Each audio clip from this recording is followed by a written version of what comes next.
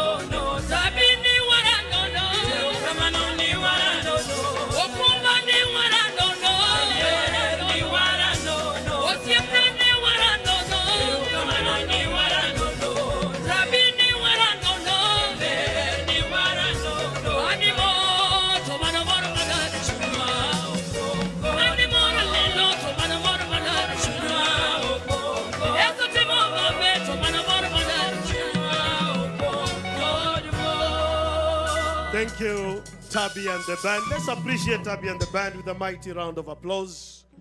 And may I now request our good friends, members of the Fourth Estate, kindly, slowly, security, let's be polite.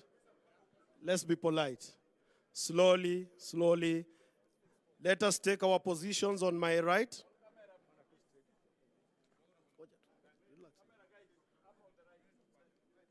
At prayers.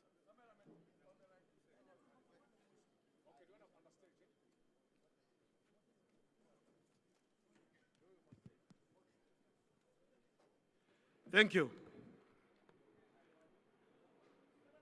May I request, in respect of our nation and our shared national values, may we be upstanding for the national anthem of the Republic of Kenya, to be followed by the East African Community Anthem. May I request a dress down for all unofficial headgear. After the anthems, the county chaplain and Sheikh Abdullahi will lead us in a short word of prayer. National anthem.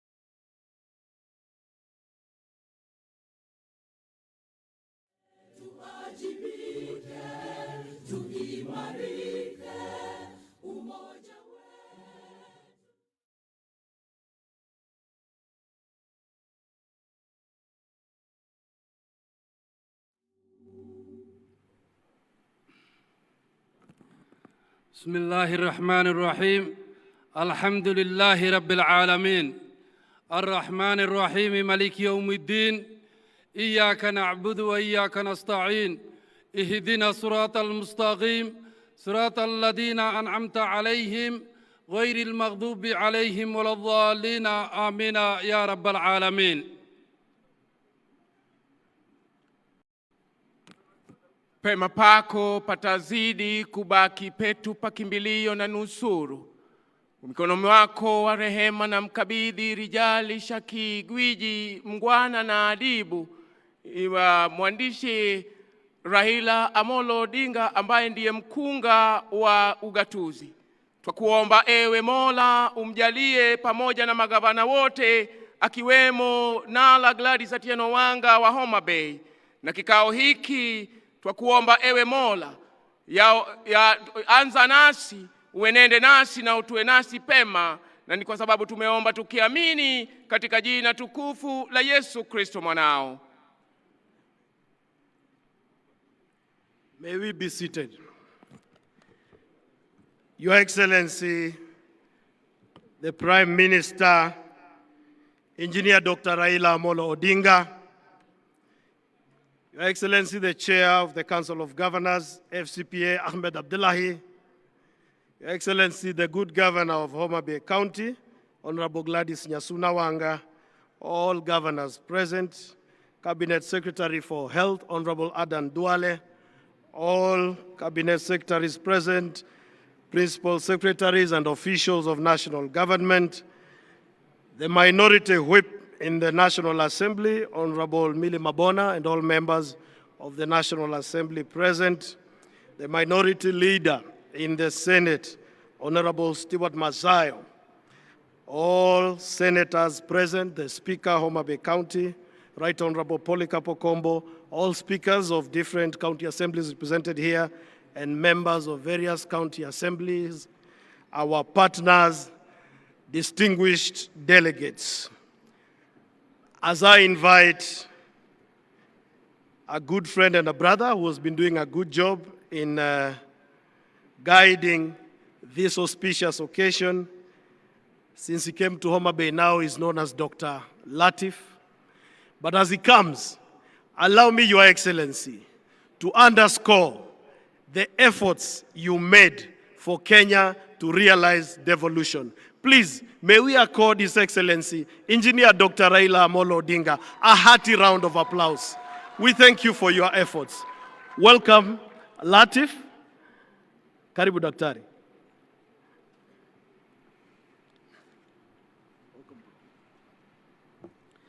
Thank you very much, Bagi. Good afternoon, ladies, gentlemen, and delegates. Welcome to the Devolution Conference 2025. To the Right Honorable former Prime Minister Raila Amolo Odinga. To kick off this program, I'd like to call up on stage the Chief Whip of the Council of Governors, who is also the Governor of the great county of Nandi, His Excellency Governor Stephen Sang, to come and run the program, which will include taking us through the journey of devolution in the form of a video. Governor Sang. Thank you very much. Good afternoon, everyone. Good afternoon. Karibuni sana, thank you, and welcome to this session. Again, Baba is in the house. Karibu, Your Excellency. The theme, an applause for Baba, please. The theme for this 9th Devolution Conference is for the people, for prosperity. Devolution as a catalyst of equality, equity, inclusion, and social justice. All of you will agree that if there is one Kenyan who personifies this theme, is none other than Prime Minister Raila Amolo Odinga, the Prime Minister of the Republic of Kenya, Baba mwenyewe. And therefore, we are very honored, Baba, that you could find time to be here with us. You have been part and parcel of the devolution journey in this country, and we are excited as a devolution family to have you around. We will start this session with a video, and the technical team, can you share? We will start with a small video on this, capturing this theme on behalf of the Council of Governors. Let's have that video, then we will proceed to the remarks. Technical team, please. Kenya's devolution story is one of transformation, of power, resources, and responsibilities brought closer to the people, of voices heard, and of lives changed. From the vibrant urban centers to the serene countryside villages, devolution has touched every corner of our nation. But what does it truly mean for the people? Devolution inamaanisha resources zimetufikia huko mashinani. Service ililetwa kutoka juu mpaka chini. Wale wamechaguliwa mashinani wanafika kwa ile sehemu kila pahali. Over the last 12 years, county governments have been at the center of service delivery. While significant progress has been made, there's a pressing demand for increased accountability, transparency, and inclusive governance in addressing the needs of the people. Services ambazo tulikuwa tunapata national government sasa tunaipata mashinani. We are at a defining moment in Kenya's history. It is time for the national and county governments to listen to the voices and expectations of the people and take actions that lead to the realization of the promises of devolution. Changamoto moja ya mkulima ni lack of funds. Tuko wagonjwa watano, lakini farm machines are not working. We usually don't have the support from the government when it comes to sickle cell. Equity, inclusion, and social justice are not just ideals, they are constitutional tenets owed to the people of Kenya. Devolution has reshaped Kenya's governance structures, empowering counties to deliver essential services from pre-primary education to healthcare, agriculture extension, trade, infrastructure, water, sanitation, and housing. Devolution imenisaidia sana. Kama si devolution singetokea. Ningekuwa tu nakaa mashinani, naambiwa wanawake hawafai kufanya kazi. Lakini juu ya devolution, at least naweza jituma na napenda kazi yangu. Despite the challenges since 2013, the impact of devolution is undeniable. You can see it, touch it, and feel it. Change is unfolding, one community at a time. Before the unit was opened, we had a challenge. Most mothers opted to deliver at home, and we really had a lot of mortality. But once this unit was established, we are getting a lot of mothers are now coming to this hospital. Wenye tuliletwa alikuwa 1.3. Hasa nimeweka huko for that time, ameongeza amefika mpaka 1.9. Nilianza dialysis last year kwa hospitali hapa, na this service imetusaidia sana. Patient wanatoka mbali na the best service ni hapa. Kwa county government tunaomba bado tuongezewe sheets, patients wengi. We usually have a very long list of patients who needs the services around. So if more machines could be added, we can accommodate more patients. I'm a farmer. I'm doing maize, sorghum, sunflower, cotton, and beans. The seeds were given out to us by the county government. Nalima mboga na nalipa school fees. Owi tina tunaye mambo kwa binda ya mbuga. Zizoka. Na yutu mambo kwa binda yonde. Tuimake lambo kadoka ba tuka imambemba, tuka banda mama. Kede yutu ina tena munguno tunedana tena. Kama iko kitu sasa inalete roho pande hii na watu wameshambulia kupanda, ni mambo ya kahawa saa hivi. Siku hizi hata wakina mama wanapanda, mzee amekatia mama. Sasa mama ako na akaunti yake analeta hapo. Saa hii wakina mama wawajiliwa tena ikao yao. Tumekuwa na changamoto sana za soko, upande wa soko, kwa sababu kuna madalali wengi wao wanaingilia famu imposizio wakati wakija kwa mauzo yao. Tunapata changamoto ya barabara. Inakuwa saa zingine nyanya ikiwa imeiva sana kwa shamba, nyingi inaharibikia kwa shamba kwa sababu ya barabara. Huu mradi, haya maji yalianza kama ya community members. Zamani ilikuwa chafu, ukienda kuichota unakanyaga matope chini ndio uchote maji. Maji saa hii imepita imeenda mpaka kwa maboma. Mambo ya maji. Kuenda huko nilikuanga msimu. Unaenda huko safari 2, 3, umechoka. Wakapima wakasema, "Madhe, tunataka hii maji kufikia." Na fanyeni haraka, oneni vile niko. Basi ndio wakaniletea hiyo maji. Nilifurahi watoto yangu, niliona furaha. Members wao ni wale watu hawana income ambayo wanaweza kutegemea. Tuko 600 members. Mbeleni sikuwahi kukaa nyumba kubwa hii kama hii ya 2 bedroom. Niliishi kukaa ronda single room pale ya Praska. Faida Rabbi ngudan sababu zanda kwa Rabbi male bilo adenke ijazabu findade qabat mahadi Rabbi qabat bokaidur trop.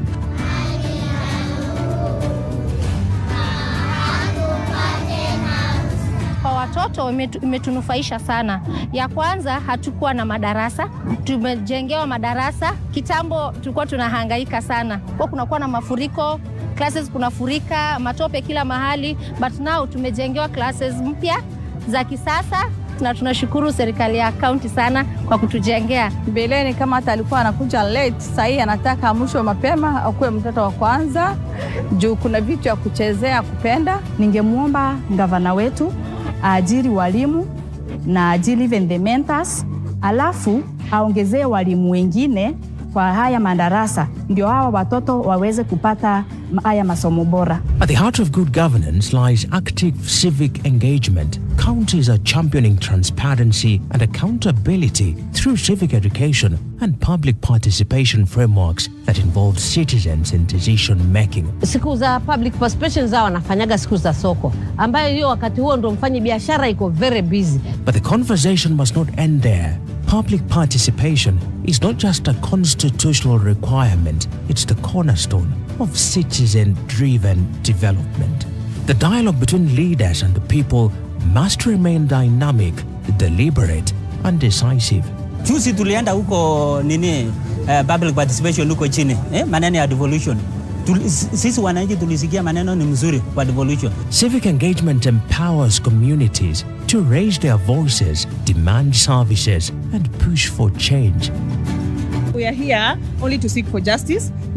We are not here to cause any chaos. But for that change to last, it must be rooted in social justice. Governments must address systemic inequalities so that everyone has access to resources and opportunities, not just the privileged few, but also the marginalized, minority groups, the vulnerable, and persons with disabilities. We have really benefited from the county government. When we need pambas, when we need sanitary pads, they have given us a listening here. Imetusaidia sana kwa sababu imetusaidia na vitu nyingi. Hadi imetusaidia na wheelchairs, hatukuwa na wheelchairs. Hata shukrani kwenu kunisaidia. Tunataka serikali ilete training kwa watu, kwa community. Wafunzwe right zetu, wafunzwe ile tunaweza. Sisi ni watu kama wale wengine. Now we have to do anything. County governments have rolled out social protection initiatives from feeding programs, cash transfers, and community support to affirmative action. Chanjo bado zaendelea. Watoto wa miezi 9 mpaka miaka 14. Chanjo. Inclusion is no longer a promise, it's a practice, but the work is not done. Counties must engage better at the grassroots, use data to track vulnerability, and implement targeted policies to ensure no one is left behind. Nafurahia sana kuwa mzazi hapa. Tangu devolution ikuje, nimebenefit sana. Upande wa chakula iko sawa sababu mtoto wangu anakuja ameshiba. My younger siblings are given 2 eggs, a packet of milk and lunch. Lishe mashuleni na pesa mashuleni imesaidia watoto kuongezeka. About the feeding program, it does improve the performance of the learners because the learners get that milk, they will feel satisfied, and then as we continue in class. Financing remains a major challenge for devolution. Counties continue to face delayed disbursements, inadequate funding, and legislative bottlenecks. To unlock progress, national and county governments, the private sector, and development partners must collaborate to finance devolved services. The national government must ensure timely and equitable revenue sharing, while counties must prioritize fiscal discipline, efficient use of resources, and improved local revenue collection. Only then can devolution thrive. Only then will services reach the people. Kuna kazi kwenye tunafanya bila president au bila gavana. Tunataka kazi ifanywe na hiyo watu wote. Tuungane tu kwa moja, alafu tufanye kazi mzuri. Tu akipanga sisi tukae mzuri kwa mamesa, hata hiyo pesa yao watasanya mzuri, watakuwa mzuri. The next chapter of devolution is ours to write, with the voices of the people heard and duty bearers taking deliberate action. We can accelerate the realization of equity, inclusion, and social justice for all. This is Kenya's story, a story still being written by 47 counties, by 50 million voices, by all of us.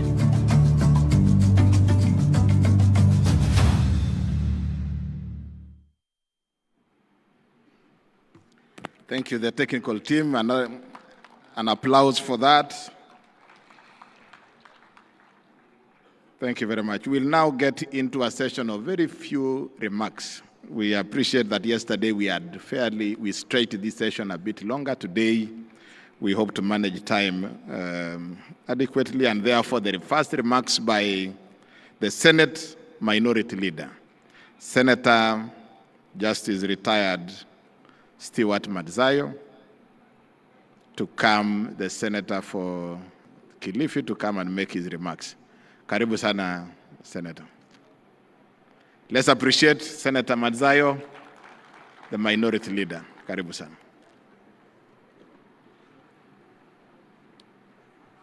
Karibu sana. Asante, Governor Sang.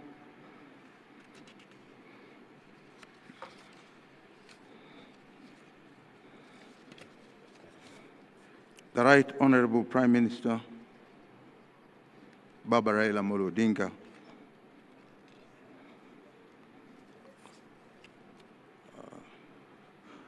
the Cabinet Secretary present, I can see my brother Duale,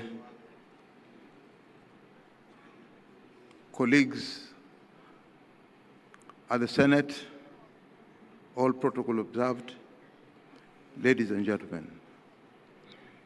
It is both an honor and privilege to address you today at this critical moment of our nation's journey. As we gather under the powerful theme, for the people, for prosperity, devolution as a catalyst for equity, inclusion, and social justice. 12 years since inception of county governments, we stand at a crossroad, a moment just not to reflect, but to re-engineer and take stock of the gains and challenges of devolution. I'm truly delighted that the Right Honorable Prime Minister, Baba Raila Odinga, who is our chief guest today, his presence graces this occasion with immense significance as the undisputed architect and tireless champion of devolution in Kenya.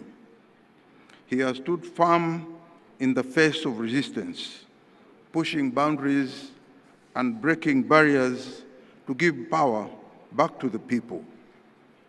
We profoundly recognize you, Baba, as the father of devolution, a visionary whose unwavering commitment has laid the foundation for a more inclusive, equitable, and empowered nation. We owe you profound debt of gratitude. Na leo, Baba, nimesikia neno hapa ambalo pia mimi nimekubaliana nalo, ya kwamba wewe ni mkunga wa ugatuzi. Mkunga means wewe ndio uliezaa ugatuzi. Kwa hiyo sisi tunajivunia. It has also been a profound honor to walk this devolution journey since 2013, standing with and serving the people of Kilifi and Kenya as a whole through every challenge and triumph. Devolution, being the key pillar of our Constitution, has brought governance and equitable distribution of resources closer to the people, and it has enabled communities across the country to participate more directly in shaping their development priorities and assessing essential services. This conference offers a critical opportunity to reflect on the progress made and to explore ways of strengthening and refining our current systems. By bringing it together, policymakers, development partners, and private sector, academia, civil society, and wananchi, we are fostering a collaborative environment where inclusive dialogue can drive actionable solutions. Together, we seek to enhance the effectiveness of devolved governance and ensure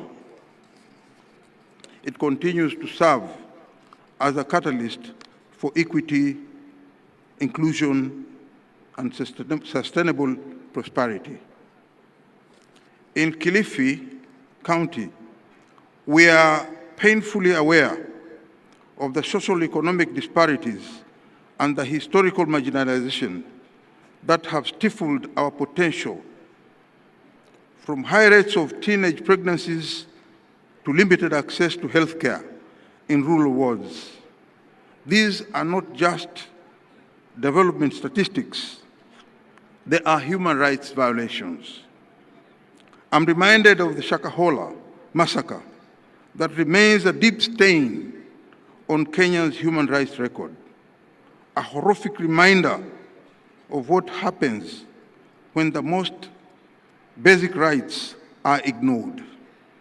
It must not be seen as an isolated incident, but as a warning sign of deeper structural and governance gaps. Both nationally and county governments must act decisively, not just to bring justice to the victims, but to ensure that such tragedy never happens again. Subnational governments must also integrate human rights-based approaches to planning, budgeting, and service delivery. That means involving wananchi in decisions that affect them. It means accountability not just upwards to national and county governments, but outward to the people we serve. We cannot go backwards on the aspects of devolution. And whereas I appreciate the stride made by the national government in releasing funds to the counties, delayed disbursements of funds is still a major challenge. And the persistent wrangles between the Senate and the National Assembly only worsens this concern. For devolution to work, we must stop the tug of war played in Parliament and work together for the greater good of the counties. That said, the governors need to be accountable and ensure that each and every monies that the senators fight for is for the benefit of the devolved functions, and it includes health, agriculture, water, and other essential services. 12 years since its inception,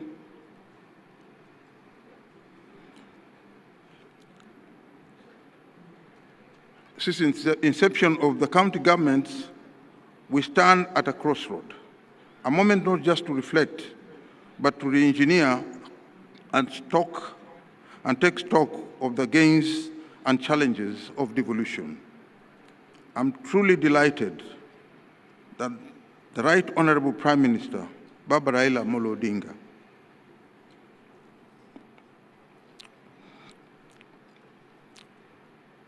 has made his presence here to grace this occasion.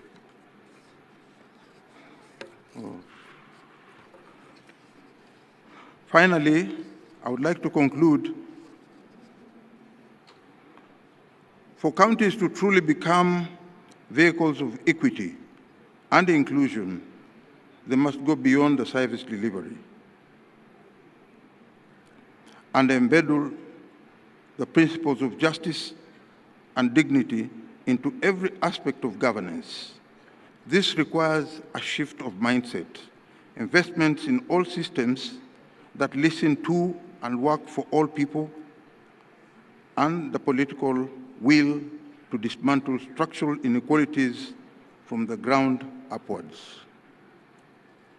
Baba Raila Odinga, tunakushukuru sana wewe kwa kuwa mkunga au mwanzilishi wa ugatuzi katika Kenya. Asante sana.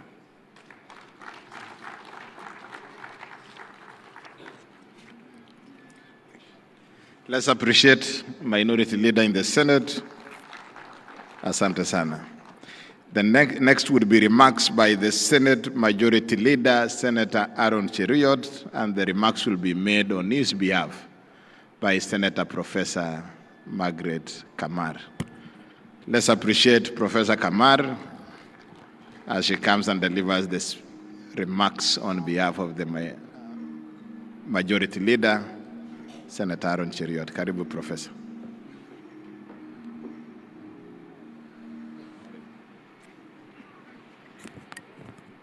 Thank you, Governor Sang.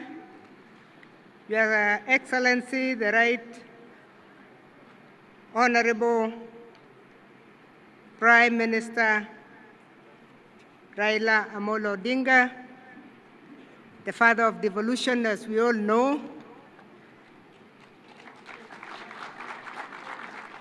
the chairperson of the Council of Governors, Honorable FCPA Ahmed Abdullahi, the host governor, Honorable Gladys Wanga, the leader of minority who has just spoken, cabinet secretaries led by the Honorable Aden Duale, members of the judiciary who are here, members of the diplomatic corps who are here, members of parliament who are here, development partners, citizens of Kenya, ladies and gentlemen. Mine is going to be a brief one because I'm here, Your Excellency, for two things. One is to give an apology on behalf of the leader of majority, Senator Aaron Cheruiyot, who was supposed to be here but was caught up with some assignment and couldn't come. He gives his apology. Number two, I would like to take the opportunity to introduce very briefly the senators who are here. If you can be upstanding just for 1 minute. I would like to introduce the host, senator who spoke yesterday, Moses Kachwang, the senator of Nandi, Senator Chirarkei, the senator of West Pokot, Senator Murgor, the senator of Elgeyo Marakwet, Senator Gisang, the senator of Tana River, or we call it River Tana, the Mheshimiwa Munkatana, the senator of Nyeri, Senator Wamatinga, the Honorable Senator Hamida, who is nominated, and the Senator Mutinda. Thank you very much. You may take your seats. If I have not seen you, I apologize. If you are a senator sitting somewhere I cannot see. With those remarks, Your Excellency, I will go straight away to read the message that came from the leader of majority from the Senate. It is with profound honor and immense privilege that I join you at this second biannual Devolution Conference following the transition from the annual Devolution Conference, and I've given his apology why he's not here. The Devolution Conference, and this one in particular, serves as a pivotal platform for pertinent stakeholders to exchange exemplary practices, share experiences, evaluate the accomplishments achieved in the implementation of devolution, and identify both opportunities and challenges that have been encountered in the last 11.5 years. This forum aims to facilitate necessary adjustments in pursuit of the effective execution of the devolved system of governance. It is imperative to acknowledge the enduring clamor for reformed constitution frameworks and a transformation of governance structure within the Republic of Kenya.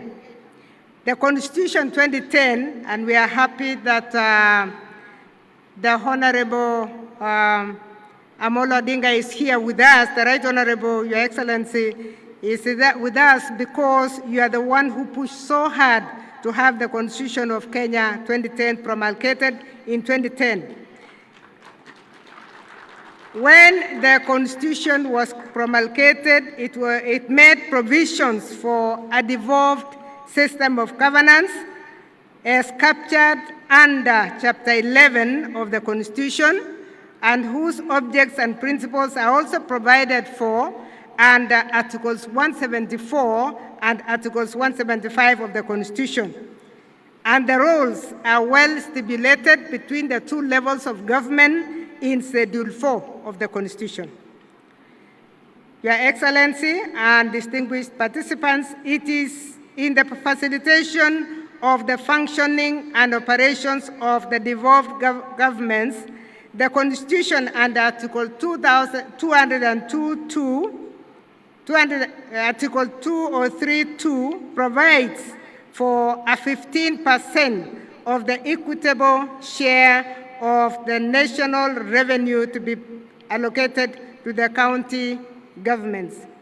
The county governments may also receive additional allocations from the national revenue, either conditionally or unconditionally, under Articles 202(2) of the Constitution. Resources are also provided under Article 204(2) through the Equalization Fund to provide basic services, including water, roads, health facilities, and electricity to marginalized areas to achieve the same level of development as other parts of the country in the principle of equity. The county governments are also empowered under Article 209 of the Constitution to raise their own revenue through what we call the own source revenue, in addition to the equitable revenue that is given by the national government. The Senate diligently fulfills its constitutional obligation of legislation, oversight, and representation concerning the formulation of the pertinent legislation related to revenue sharing, exemplified by the Division of Revenue Act, the County Allocation of Revenue Act, and the County Government's Additional Allocations Act. These legal provisions are paramount for the allocation of resources to devolved governments, which are indispensable for fostering socioeconomic development and throughout the nation. Your Excellency, the devolved system of governance is founded upon the principles of being citizen-centric, rooted in equity, inclusion, and social justice. The execution of devolution is intricately woven into both national and international development frameworks.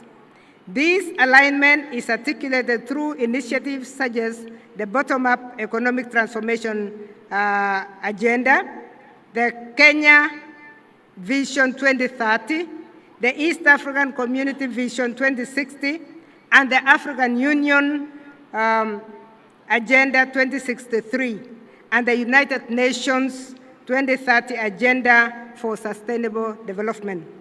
It is fundamental to appreciate the milestones and achievements that have been realized in various sectors since the implementation of devolution, which has been ongoing in the last almost 12 years. The devolved governments have made significant strides in the development of health facilities, human capital development, development of modern early childhood education centers and vocational training institutions, provision of platforms for public participation, industrial development in processing and value addition, infrastructure development, promoting agricultural production and development of water infrastructure, among others, and we appreciate that from our county executives. From where we sit in the Senate, Your Excellency, the county governments have also made progress in addressing issues of inequalities, marginalization, and inclusion of vulnerable members of society, such as the children, the youth, women, persons living with disabilities, the elderly, through providing opportunities and financial assistance, which are vital attributes to social justice and inclusion. Distinguished participants, Your Excellency, it's also imperative to recognize that the devolved system of governance grapples with a plethora of challenges that persist as significant impediments to effective implementation. Among these challenges are, first, the incomplete transfer of devolved functions alongside their corresponding resources. We are very happy that His Excellency the President yesterday did announce the gazettement, which has actually been done, of a good number of the functions that have now been released. And we are very grateful for that. The next agenda would therefore be for the IGTRC to start costing these functions so that they don't just get devolved, but devolution be followed by the resources. There is also the challenge of delayed disbursement of the equitable share between the national government and the county governments. Of course, there is also the challenge of misappropriation of funds by county governments, as we have identified from where we sit. There are leadership disputes also that have culminated in impeachments and the emergence of factions within county leadership, not just in the executive, but also in the county assemblies. In this regard, there is need for appropriate actions to be taken through consultations and cooperation among all relevant stakeholders to provide the much-needed reforms that may assist the devolved governments in the achievements of the objectives of devolution, as well as the fulfillment of the national values and principles and the principles of governance. This takes cognizance of the aspirations of all Kenyans for a government based on the essential values of human rights, equity, freedom, democracy, social justice, and the rule of law as espoused in the preamble of our Constitution.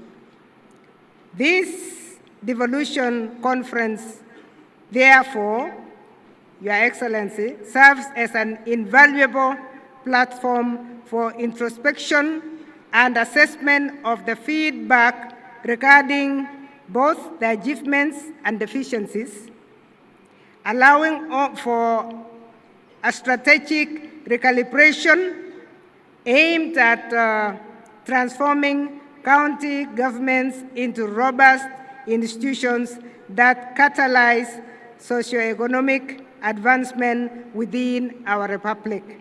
With those remarks, Your Excellency, I want to thank you and thank all the participants for listening to this message from the Senate.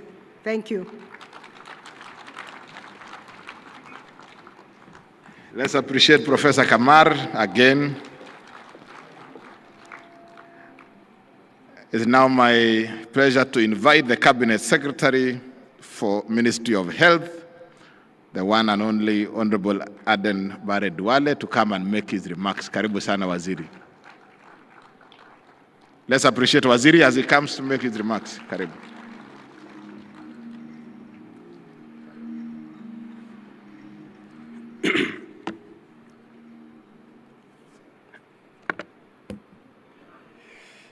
Your Excellency, the Right Honorable Raila Odinga, a man who has initiated me into politics in 2005.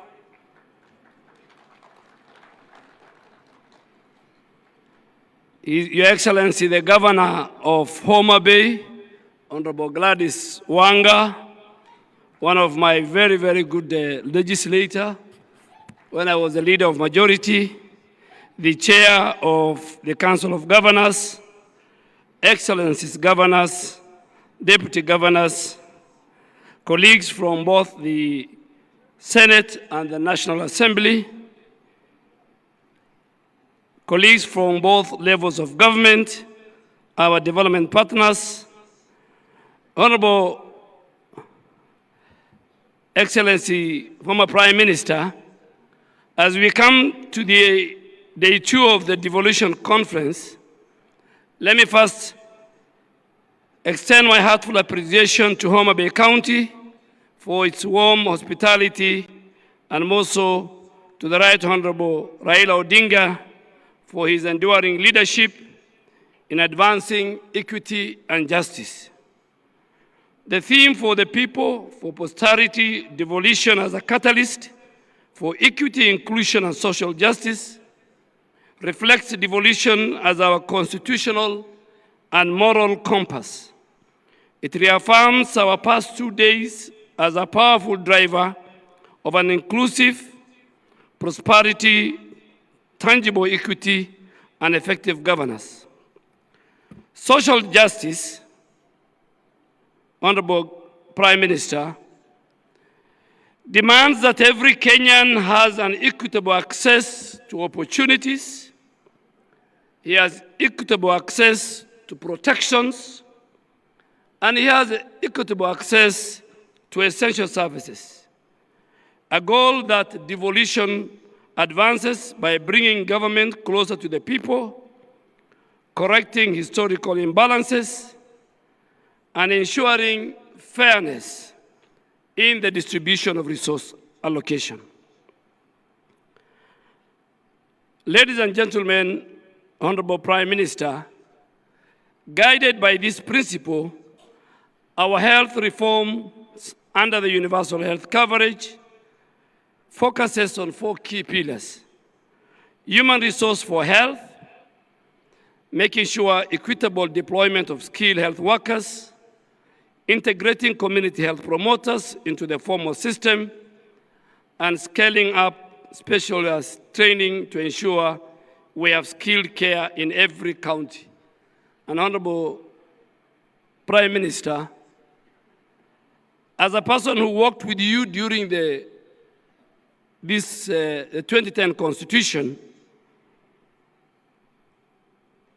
I am still and will always believe that devolution was right, devolution has done the best, and the days when decisions were made for our country from the street of Harambee House or Harambee Street, where you have one side the office of the president, and the other side you have the National Treasury, and all other related offices, including the Judiciary, the Public Service Commission, the Office of the Attorney General, Parliament. I think that is what made us go for devolution. So I still believe, and that's why I want to confirm that I am one minister who has a very good working relationship, and I want to thank the leadership of the Council of Governors, their CECs for health, and the entire health team at the counties, that because of my belief in devolution and health is devolved, I work with the Council of Governors and the entire leadership at our counties very well. On health financing, restructuring through social health insurance with the dedicated funds for primary health care, chronic illness, and emergencies, while we are leveraging on public-private partnership to expand our physical space. These health reforms are already delivering tangible gains, reducing maternal mortality, expanding our ICU and HDU capacity along our counties and our referral hospitals, improving our immunization coverage, and enhancing access to oncology, dialysis, and other specialized services. However, challenges remain, including limited physical space, health workforce gaps, emerging health threats, and inequities in access. But these are addressed through devolution, innovation sharing, and collaboration and partnership across our counties. Honorable former Prime Minister and Excellencies Governors, ultimately, social justice in healthcare demands quality care that is accessible, affordable, and dignity. And from Homa Bay to Turkana, Mandera and Nairobi, it's for this reason that the ministry's reforms and the spirit of devolution reinforces and amplifies each other. Our work is about the people, their dignity, their opportunities, and their future.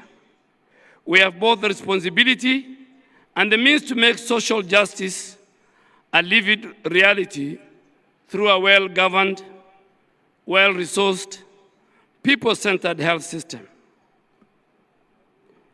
Your Excellency, the Prime Minister, before I conclude, I want to make a confession. Because there are many people here who say the former Prime Minister is the father of devolution.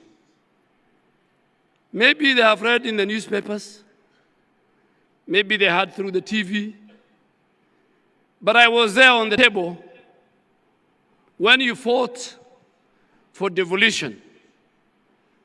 As a member of parliament for Langata and as a prime minister, you fought for devolution in Naivasha, in the morning and in the wee hours of the night, navigating the political turmoil of that time. You fought for three things among many things. Three were irreducible minimum for you, because I was a member of ODM, and I'm happy Senator of Siaya and my long-term lawyer who defended me in many petitions, election petitions, is sitting here. And also, the man who first signed my nomination certificate to go to Parliament, Professor Anyang' Nyong'o, is sitting here.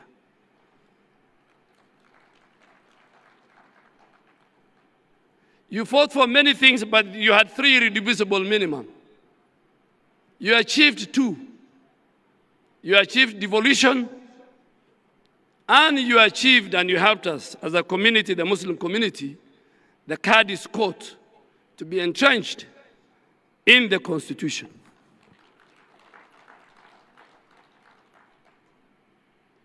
And I can tell you without fear of contradiction that when history is written, the Muslim community in our country will remember your position.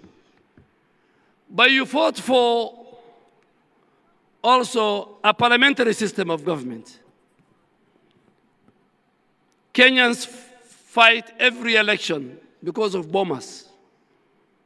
You wanted to devolve the presidential election through a parliamentary system of government, where one day a son in Turkana or from Kuria will ascend and become the Prime Minister of Kenya. That did not happen. It didn't happen, but at least in everything that you look for, you don't get 100%. We got a good constitution with a very good Bill of Rights. Devolution was key. And just to pick on the region where I come from, former Prime Minister, before devolution, the 3 districts of Northeastern, and the 3, which are now the 3 counties of Garissa, Wajir, and Mandera, used to receive a paltry 1 billion shilling in one financial year for development. Today, because of devolution, Garissa, Wajir, Mandera combined receives close to 30 billion. That is because of what you did as our leader then and our leader now, that you fought for the Bill of Rights that we have today. We fought together with the great minds here, an independent judiciary, an independent parliament. But because this is a devolution conference, I want to thank you on behalf of the people that who are with you, some here, some who are not there. The challenges we faced in making sure that devolution was entrenched, that governance was given to the people of Kenya, and the sharing of their resources was given to the people of Kenya.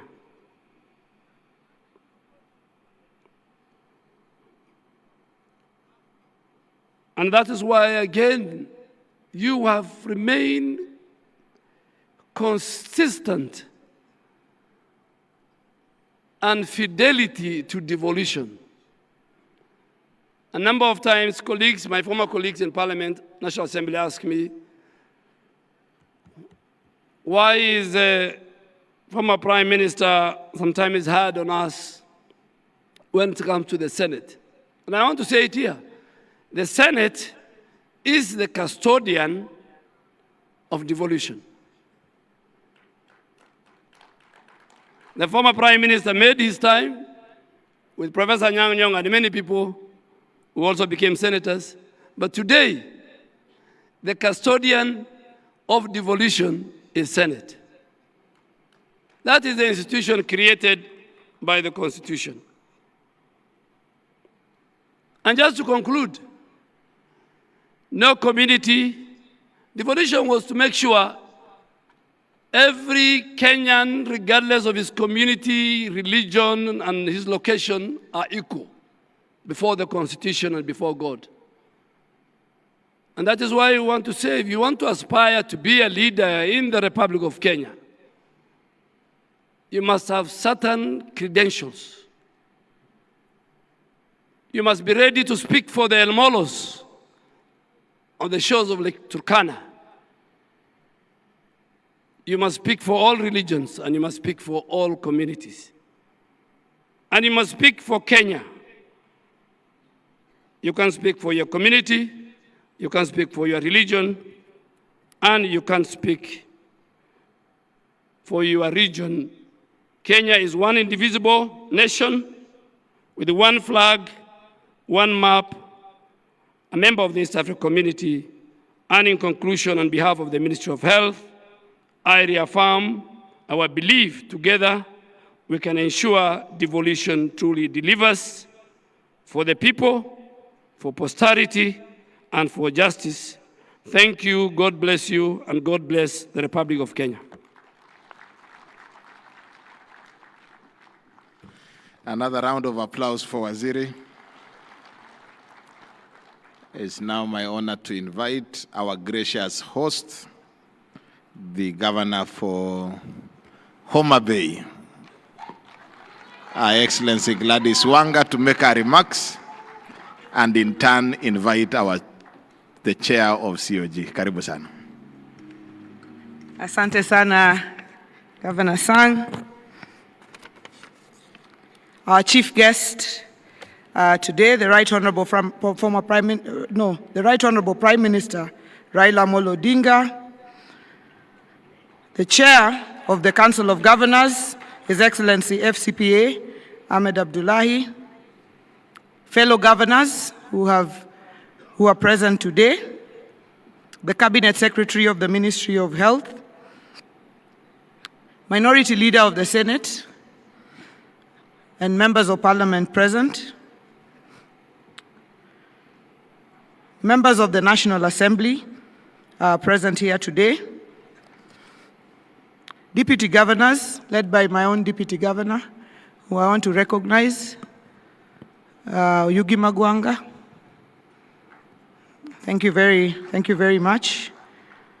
Members of county assemblies and their speakers, led by our speaker there, Polika Pokombo, and the majority leader, Richard Ogindo. Thank you very much. County Executive Committee members, led by the County Executive Committee members of Homa Bay. If you're anywhere, please rise for recognition. Thank you very much, Dr. Agili and Engineer Munga. Members of constitutional commissions and independent officers, development partners, private sector and academia. The first gentleman of Homa Bay, Mr. Wanga, please just rise for recognition. Thank you very much for bringing me from the Kano side here to Homa Bay. Distinguished guests, ladies and gentlemen. Right Honorable Prime Minister, Your Excellency, with your permission, I would like to introduce the local leaders who are present here today, because we are hosting this not just as a county government, but together with our national leaders and members of the county assembly, and as a region as well. So the local leaders present, please rise for recognition. Our local MPs. I'd like to start with Honorable Millie Mabona, Whip of the National Assembly, Minority Whip, who I think has stepped out, and Honorable Dr. Lillian Gogo, who has also stepped out. Honorable Dr. Ivo Bara, please just wave, Member of Parliament for Kabondo Kasipul. Honorable Martin Owino, Ward Chief, Member of Parliament for Ndiwa. Honorable Dr. Joyce Osogo Bensuda, County MP for Homa Bay. Honorable Adipo Andrew Okwome, Member of Parliament for Karachuonyo. We have also the Speaker of the County Assembly of Nairobi, who is also a son of the soil here in Homa Bay. Thank you for rising. Honorable Peter Pondokaluma, our host, Member of Parliament for Homa Bay Town Constituency. Our Honorable Senator for Homa Bay County, Senator Moses Kajwang, who's also Chair of the Public Accounts Committee of the Senate. Members of County Assembly of Homa Bay, if you're here, please rise for recognition. Thank you very much. Those are the honorable members of the County Assembly of Homa Bay. It is my great honor to welcome you to this second day of the Devolution Conference 2025. I see most of you are in high spirits, a sign that Homa Bay has warmly embraced you. The pleasant weather, the vibrant ambience, hospitable people, the rich culture, and the delicious cuisine have always been kind to our guests, and I'm confident that you have seen, as our Senator said yesterday, that something good can come from Homa Bay. The theme of the day is human rights and social justice. I am especially proud to welcome to DevCon 2025 in Homa Bay my party leader, the Right Honorable Prime Minister Raila Odinga Baba, who has a long track record of fighting for human rights and social justice. He's the father of Katiba 2010 and the father of devolution. His steadfast support and championship of devolution, sometimes even remaining alone in that fight, instills immense confidence in us. It feels as though we are in safe hands, ready to share first-hand accounts of our progress and challenges in his presence. With Baba, we share in the belief that counties should be given more funding. Simply put, funds must follow devolved functions. Upon devolving the functions of health, agriculture, roads, and water, we ought to have seen serious restructuring in line ministries to release funds to devolved units. The sub-theme for Devolution Conference 2025, Reengineering County Governments to Accelerate Development and Close the Socioeconomic Divide, demands a bold examination of devolution successes and setbacks after 13 years.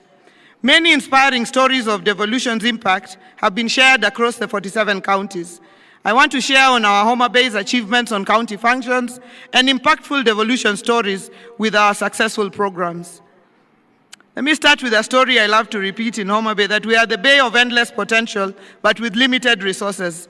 The vision is an elephant, Kaliech, with resources like a rabbit, Apuoyo. In education, in the last 10 years since devolution, from 2013 to 2022, we had constructed 23 classrooms. In the last 2.5 years, we have been able to build 243 early years classrooms under the Ondoa Kaunda initiative, ensuring that our young children learn in dignified facilities. The hallmark of this initiative is a labor-based approach, giving each of our eye centers 1 million shillings for construction by the local community.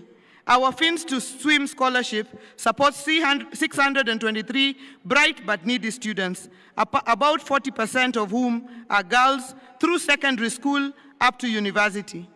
The Fundi Mangula program has enrolled 600 youth who have graduated and another 600.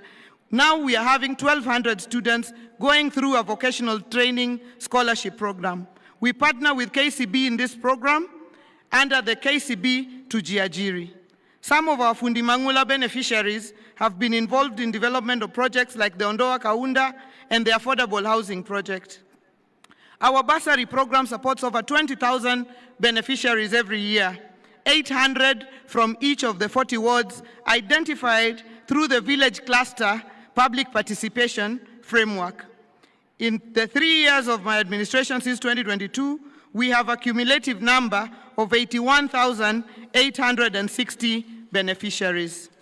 In healthcare, we have used our on-source revenue that we grew to a high of 1.729 billion in the financial year 2024-25, using the cashless, fully automated system to fund critical services.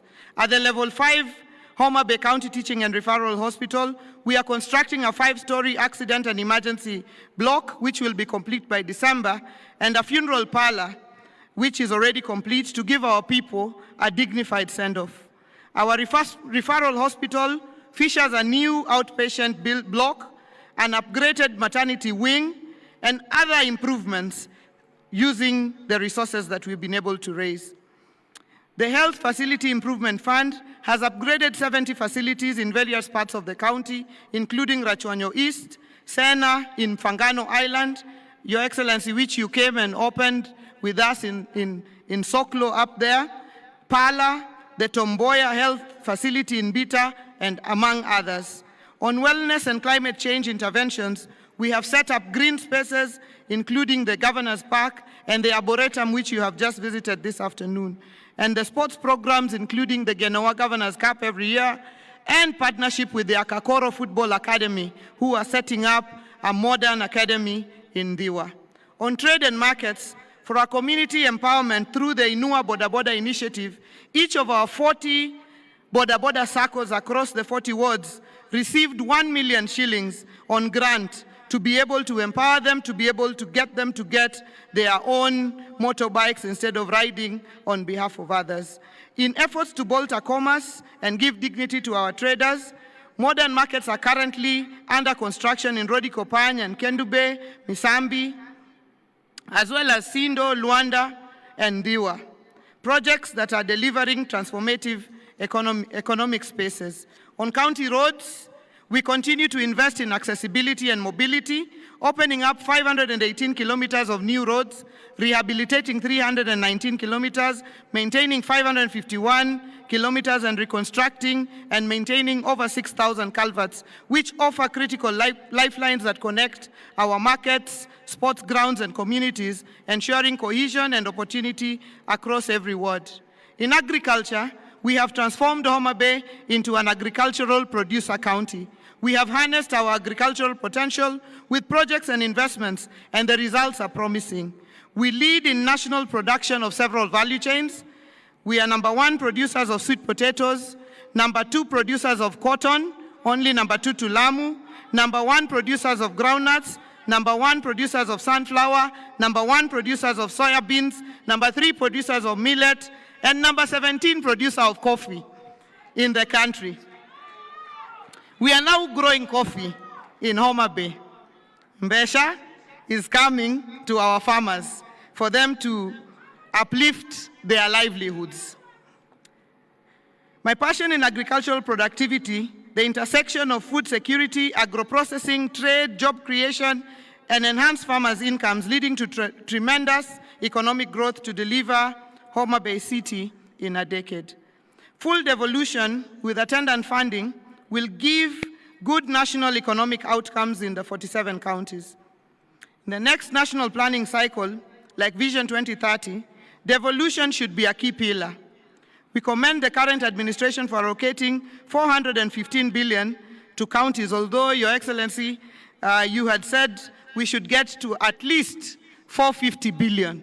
And the council had said at least 530 billion. So we are at 415 and we appreciate, but we hope that we can get to even higher amounts.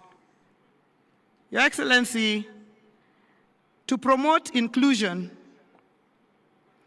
2 days ahead of the Devolution Conference, we ran a hackathon competition which brought young people from all 47 counties, and they were called ethical hackers. They were coding, and the title of that was Hacking 48 Governments in 48 Hours. We saw impressive solutions on effective public participation, health diagnostics, and managing road accidents through monitoring speed. In technology, we will involve the youth and get their innovation on board. As I conclude, Your Excellency, Prime Minister, allow me to once again really thank my colleague governors, led by the Chair of the Council of Governors, for accepting that Homa Bay would be the host of this year's Devolution Conference. It looked like a pipe dream when we began to discuss it with Senator Kajwang when we were just elected. But we are very, very glad that colleague governors accepted that this small county, sometimes considered on the very far end of the world, be able to host this conference. I'd like to thank the chair of the steering committee, Governor Mutahi Kahiga, who has made several trips to Homa Bay in the process of planning. I'd like to thank the COG Secretariat team, led by the CEO, Madam Mary Mwiti, and the entire Secretariat. They have made trips here, they have spent sleepless nights. I know that seeing that this conference has become such a huge success gives you great satisfaction. I'd also like to thank very much my team, the county team that worked together with the COG team to deliver on this conference. Finally, I look forward to hosting you tonight to a sumptuous dinner at the Governor's Park. Tafadhali, this evening, there's dinner and ohangla at the Governor's Park. Please do not miss to attend the dinner this evening. Erokamana hinya, God bless you, and welcome once again to Homa Bay County. Let me take this opportunity to welcome to the stage the indomitable chair of the Council of Governors, the Governor of Wajir County, the land of camels, Governor FCPA Ahmed Abdullahi. Tafadhali tumpigie makofi our chairman as he comes to deliver his address.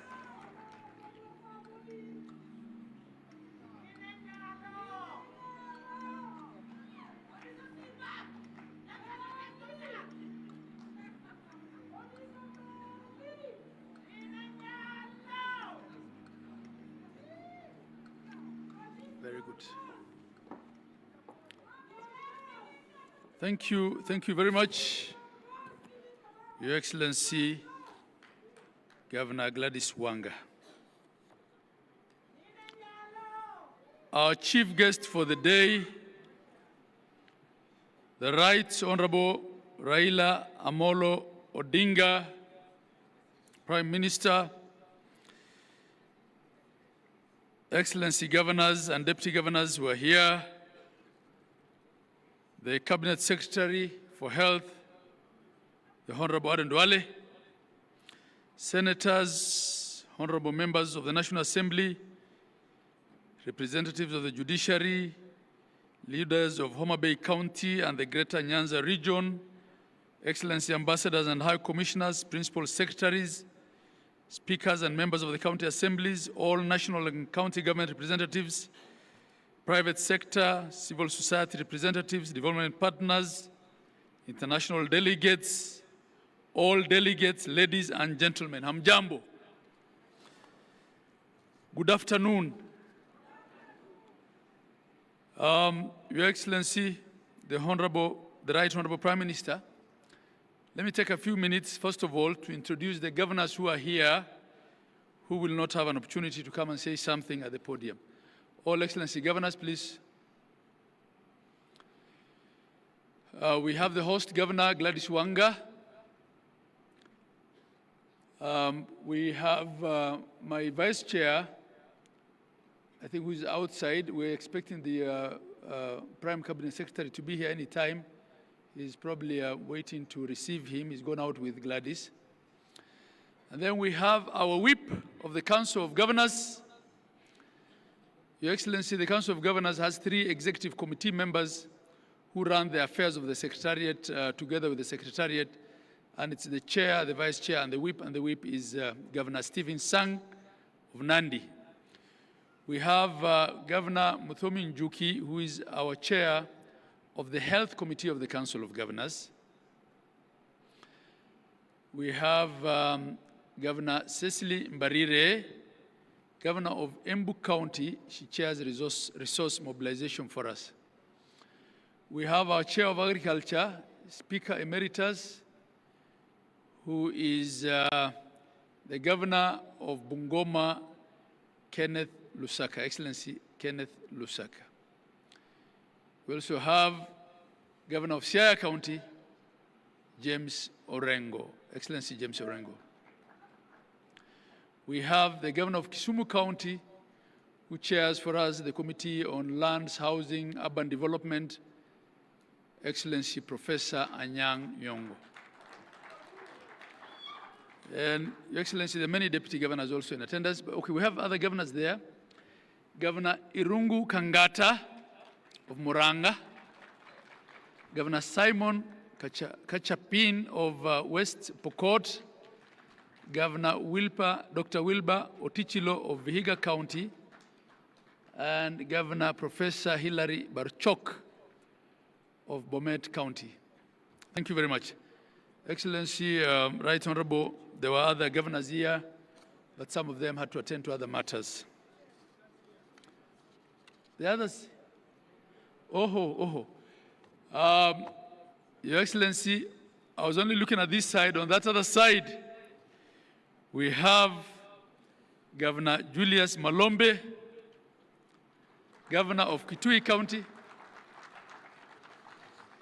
He's a returnee governor like me. There are 8 of us who served in the first cohort and were out and were re-elected. Your Excellency, I had a written speech here, but because we're all saying the same thing, I decided today I'll not read it. I'll just talk off the cuff, because the speech that people are waiting for is your speech.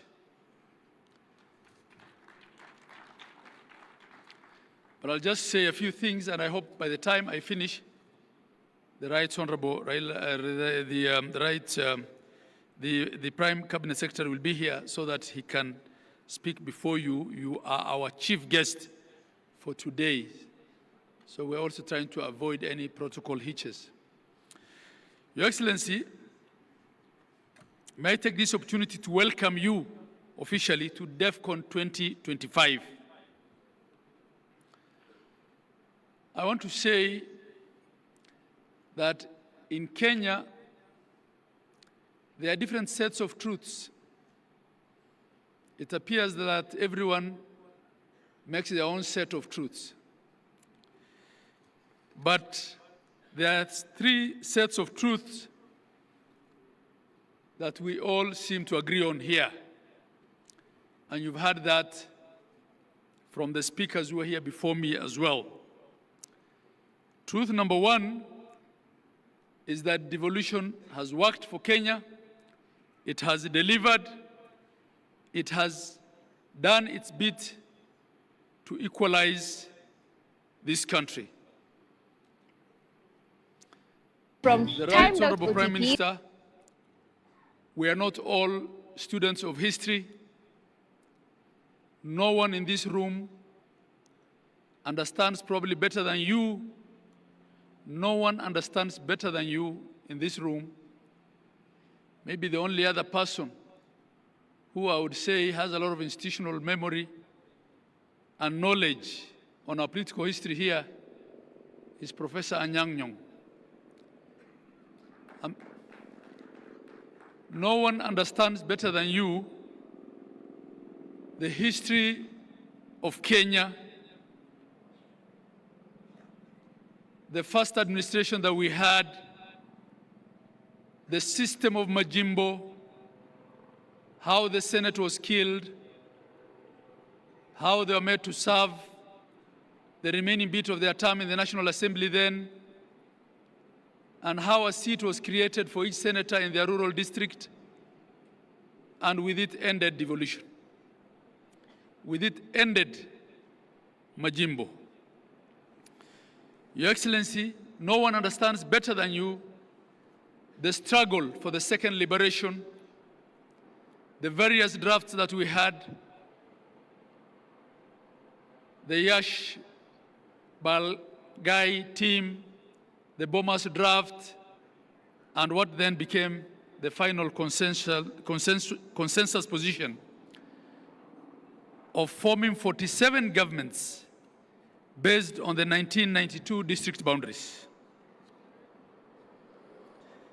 Devolution was your fight.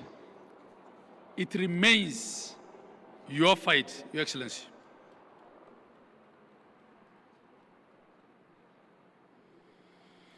I'll just speak to a few of the issues that we keep raising. Your Excellency, as Chair of Council, who is serving his second term, I have appreciated that, yes, devolution has been accepted. Yes, it has been given some resources. Yes, it's doing a lot of good work. But the centralist mindset in the national bureaucracy still regards devolution as a spoiler of things. It's still the scapegoat. It attracts more flack, more blame than resources.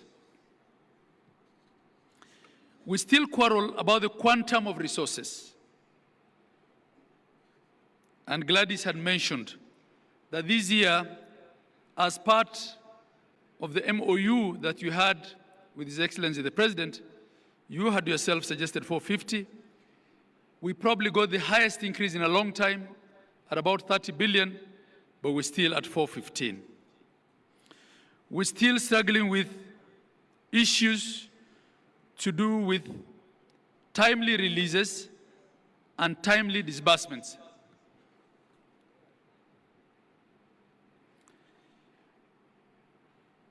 And what this does, Your Excellency, is that we end up in a situation where a nurse at Kenyatta National Hospital receives her salary at the end of the month, but in some counties, they have to wait for 3 months because not all counties have arrangements with commercial banks.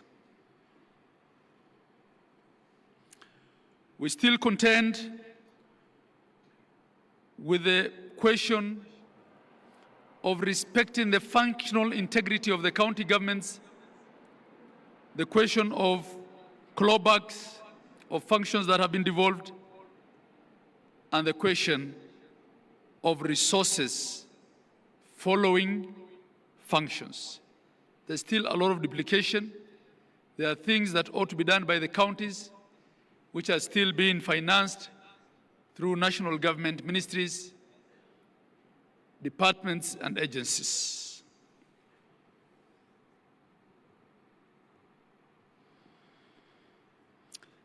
Your Excellency, counties have to still contend, and this is a matter that needs to be looked into, with a duplicity of oversight. Our understanding as governors was that the first level of oversight for the county governments was the county assemblies, and that governors will then be called to the Senate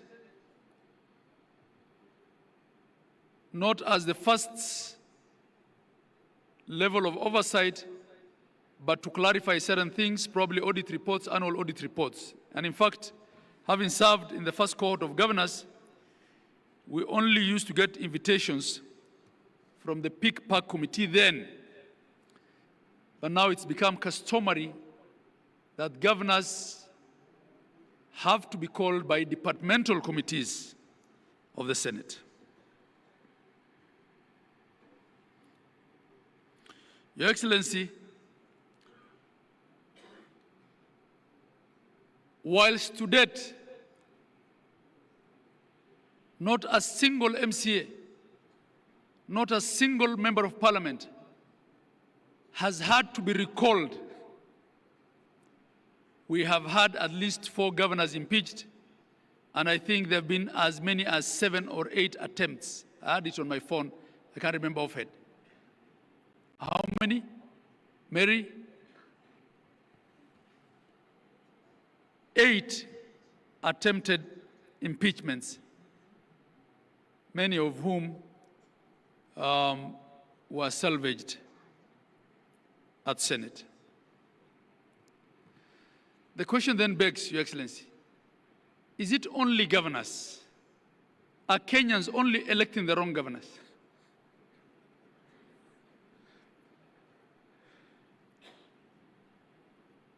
Is it only governors that are so bad that they have to be impeached and can't finish their term? Of course, we have one instance of a deputy president that has been impeached.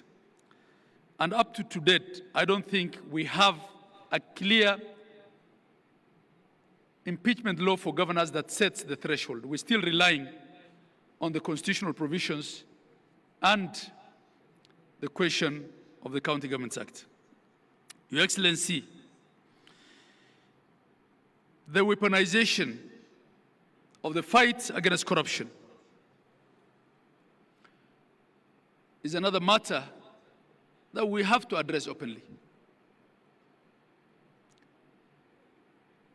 If you look at the annual budget, it's 10 to 13% of the annual budget that gets devolved, which means 87 to 90% of the budget is still sitting at the center. But this week, Your Excellency, the national media had headlines about corruption in counties, trying to take the thunder out of the Devolution Conference. It's as if the only thing the counties do is corruption. It is not the case. May I also take this opportunity to welcome the Prime Cabinet Secretary.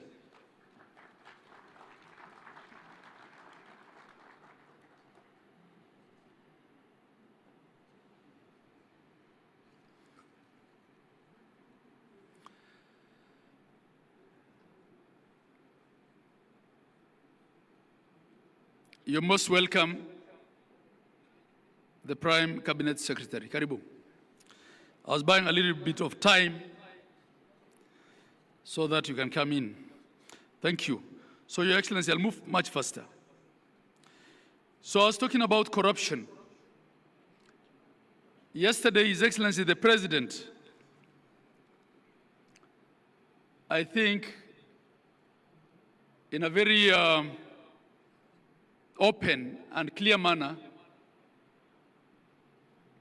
spoke to the question of what I call non-executive corruption.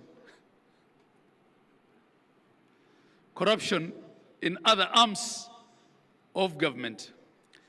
Your Excellency, as a Council of Governors, we feel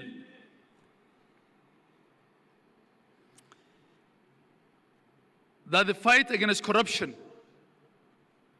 has unfairly targeted governors, and it has been a case of calling devolution a bad name, so that along the way, there's a reason to kill it. That's not to say there's no corruption in counties.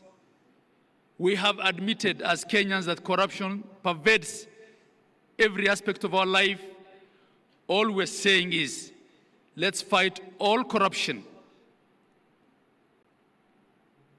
Your Excellency, I'm reminded that a lot of the governors who left office are in dire straits economically. Would actually want to be told how many of the choppers at Wilson belong to governors or former governors. Some of our colleagues who left office cannot afford to buy fuel. Yesterday, we heard how there is an impending law to give pension to MCAs. MPs have pension. Why can't governors have pension?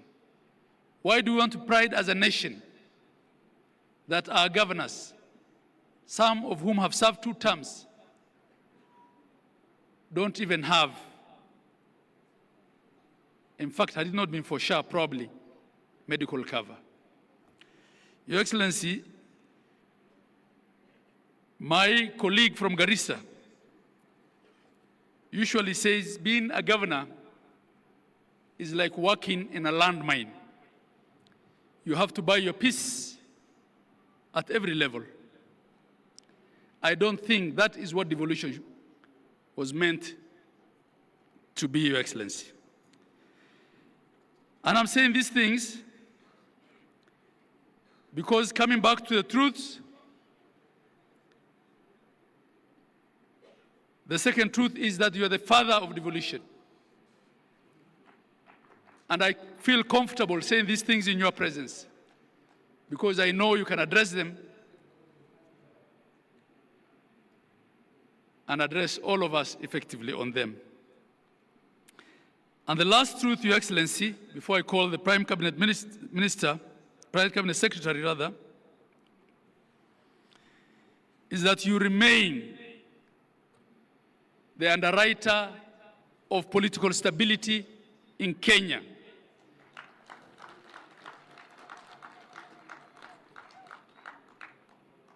Your detractors will say all manner of things. The fact of the matter is that we almost lost this country as a result of the Gen Z protests and demonstrations, which turned into riots. You were magnanimous enough to allow members of your party to join government as ministers so that Kenya can be stable. Your Excellency, without Kenya being stable, a lot of these counties will be no more because the architecture of our financial system here is that we depend largely on equitable share to provide services. So I want to ask you to continue being the father of devolution, the underwriter of devolution, and the stabilizer of the politics of Kenya. I thank you. And with that, Your Excellency, may I invite the Prime Cabinet Secretary to make his remarks before we invite you as our chief guest for today. That's how it has traditionally been. Prime Cabinet Secretary, please.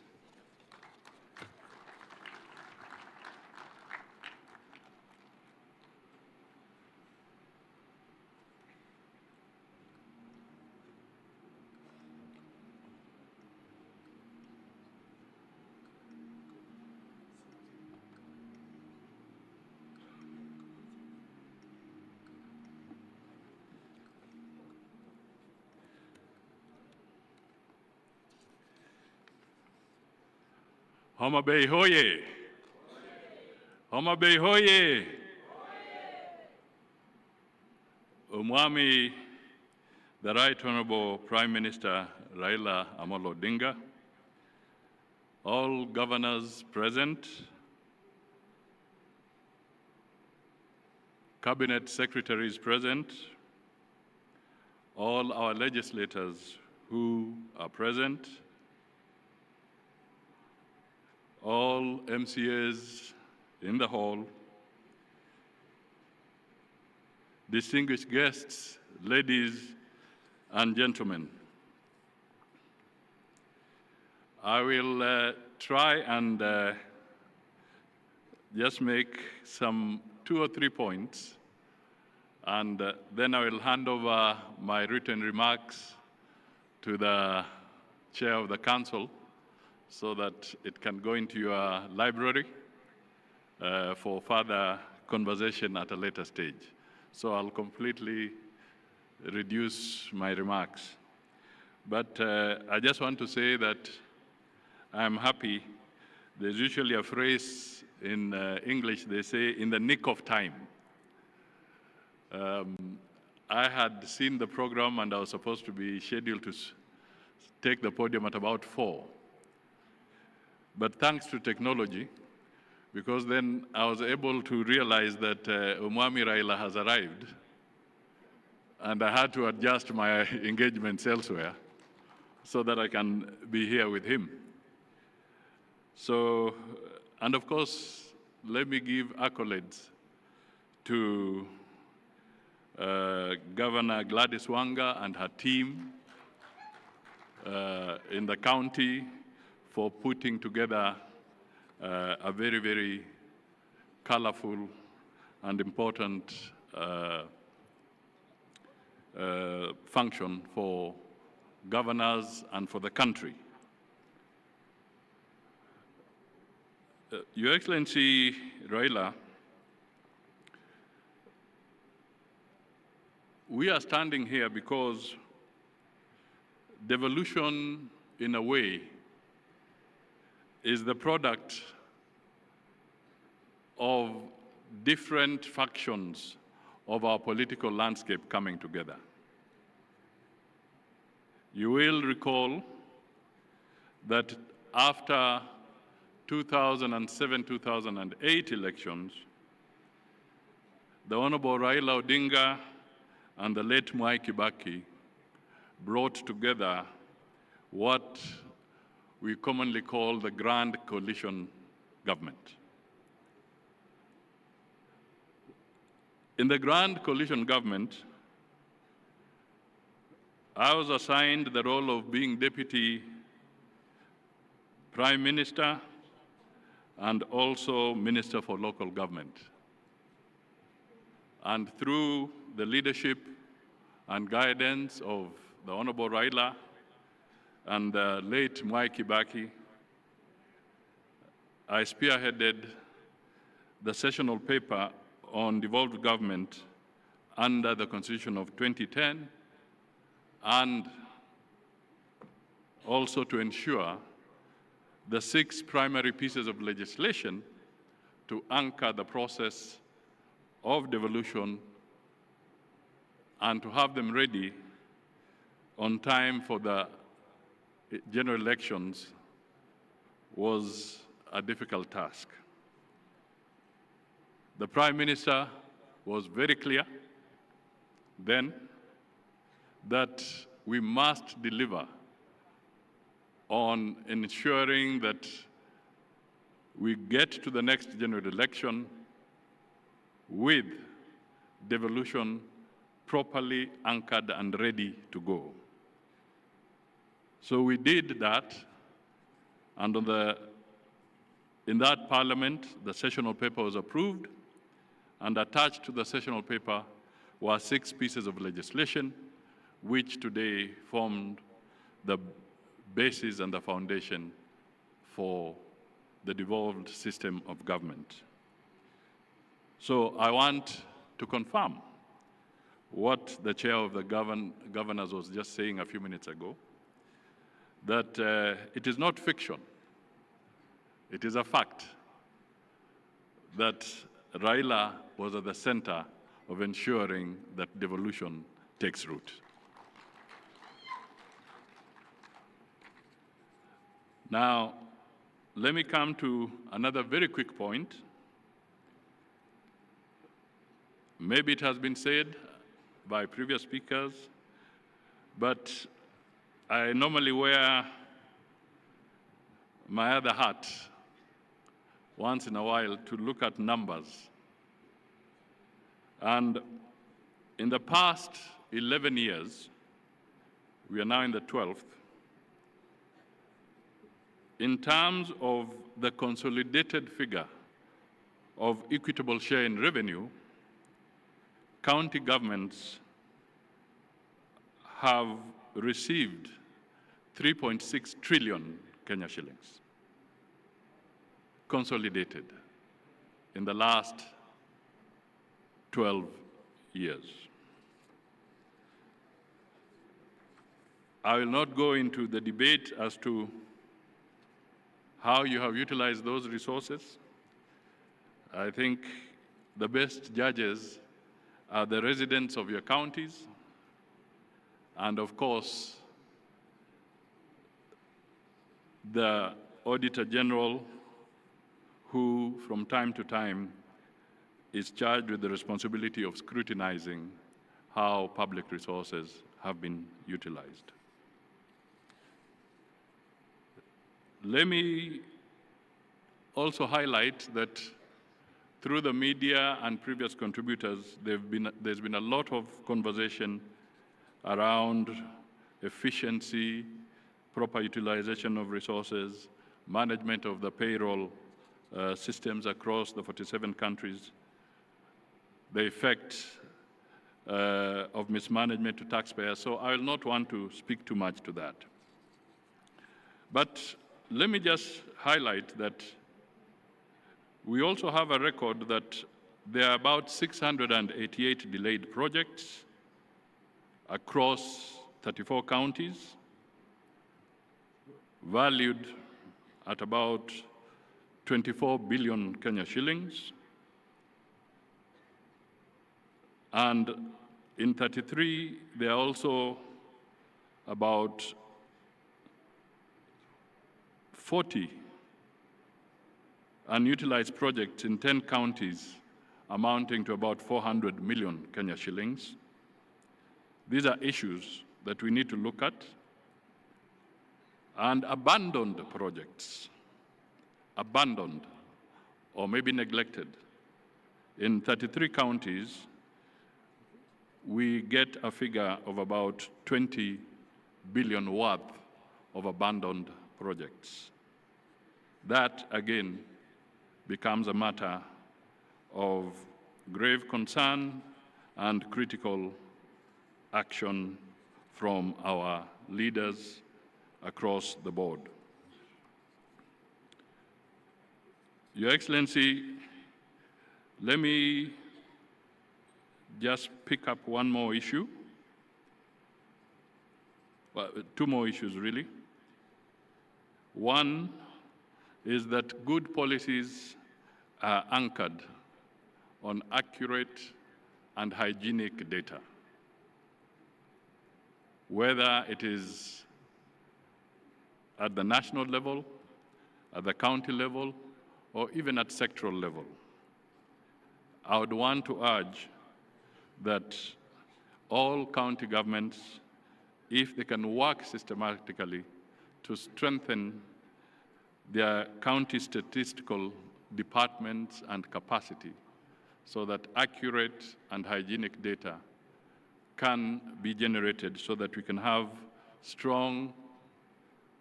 a strong basis, data-driven insights into the challenges that face all our counties. Let me also flag something that we need to address, and I mean no ill will, but I'll give a very specific example. And I speak to this because it touches on the portfolio of foreign affairs directly. Sometimes how we manage investments and foreign investments in our counties is absolutely critical. Let me give you the example of a regrettable case in Meru County involving Leopard Rock Lodge. This was a luxury ecotourism facility which was built by a French investor at a cost of 500 million shillings. In 2019, the previous county administration, I'm not talking of the current one, I'm saying the previous one. That's why I said I mean no ill will. The previous county administration officials allegedly orchestrated forceful eviction of the investor, leading to the destruction of the lodge's infrastructure within Meru National Park. The investor, a French national, had legally leased the land and invested in this facility. But because of local politics, the damage was caused. This gentleman went to court. The courts ruled in favor of the investor, awarding compensation for breach of contract and unlawful eviction. The matter escalated internationally when the French embassy raised concerns with our national government, highlighting the damage to bilateral relations and investor confidence. Ultimately, in May 2025, the national government intervened at a cost of hundreds of millions of shillings, shifting the burden to taxpayers and underscoring how local missteps can impose national costs. So I thought this forum would be important for me to make a passionate appeal to Kenyans in all our 47 counties and leaders in all our 47 counties that competition for foreign direct investment is absolutely essential for growth, for employment, for revenue. And if we do not respect the rule of law in those counties, we cause a lot of damage and the consequences can be very grave. So I wish to encourage that we take corrective action and ensure that investments in our respective counties are properly safeguarded. Finally, let me just talk to the issue that still remains a crisis across the board. And this is garbage collection, solid waste management. 12 years into devolution, we still grapple with huge heaps of waste, blight in our urban and rural landscapes alike, posing severe threats to public health, the environment, and indeed our national dignity. let us look at this area carefully. Garbage is big business. It's big business. You all know it, your experts have told you about it. The question is, who is benefiting from this big business? Are we all losing? That, again, I pose as a rhetorical question to the leadership as we review our 12 years of devolution. Perhaps I may want to provoke the leadership of the Council of Governors. Perhaps, if it is not already there, perhaps we can introduce a rewarding innovation and sanctioning mechanism for counties that prove themselves in terms of waste management. Perhaps you can create awards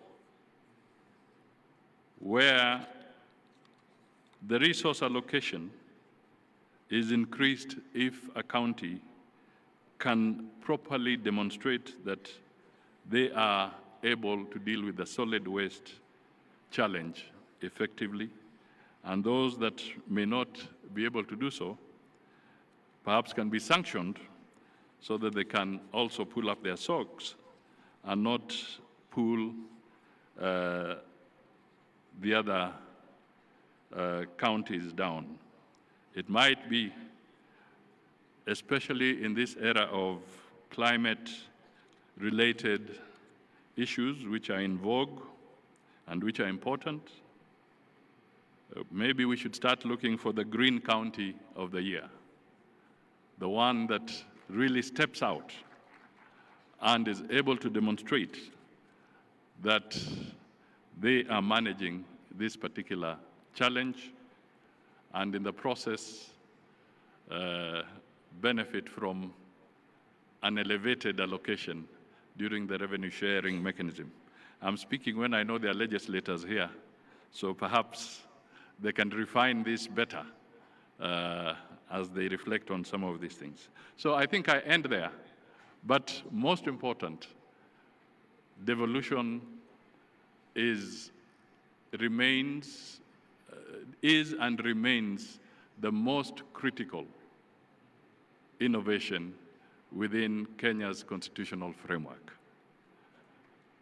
And whatever the challenges we face, I think it's important to acknowledge that the governors and their teams have made a difference in our society, and we challenge them to continue making that difference and making it even better as we go into the future.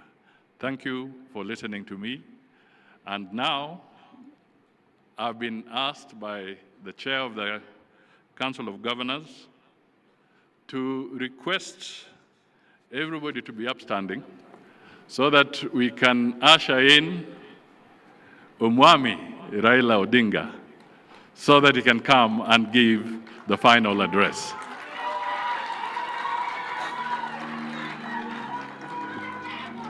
Kama kuna wimbo weka juu.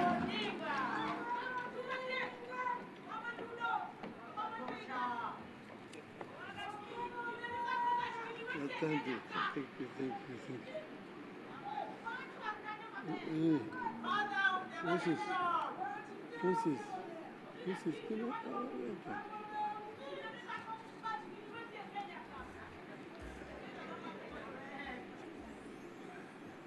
Asante.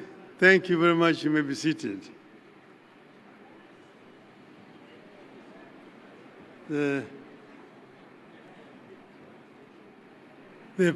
Prime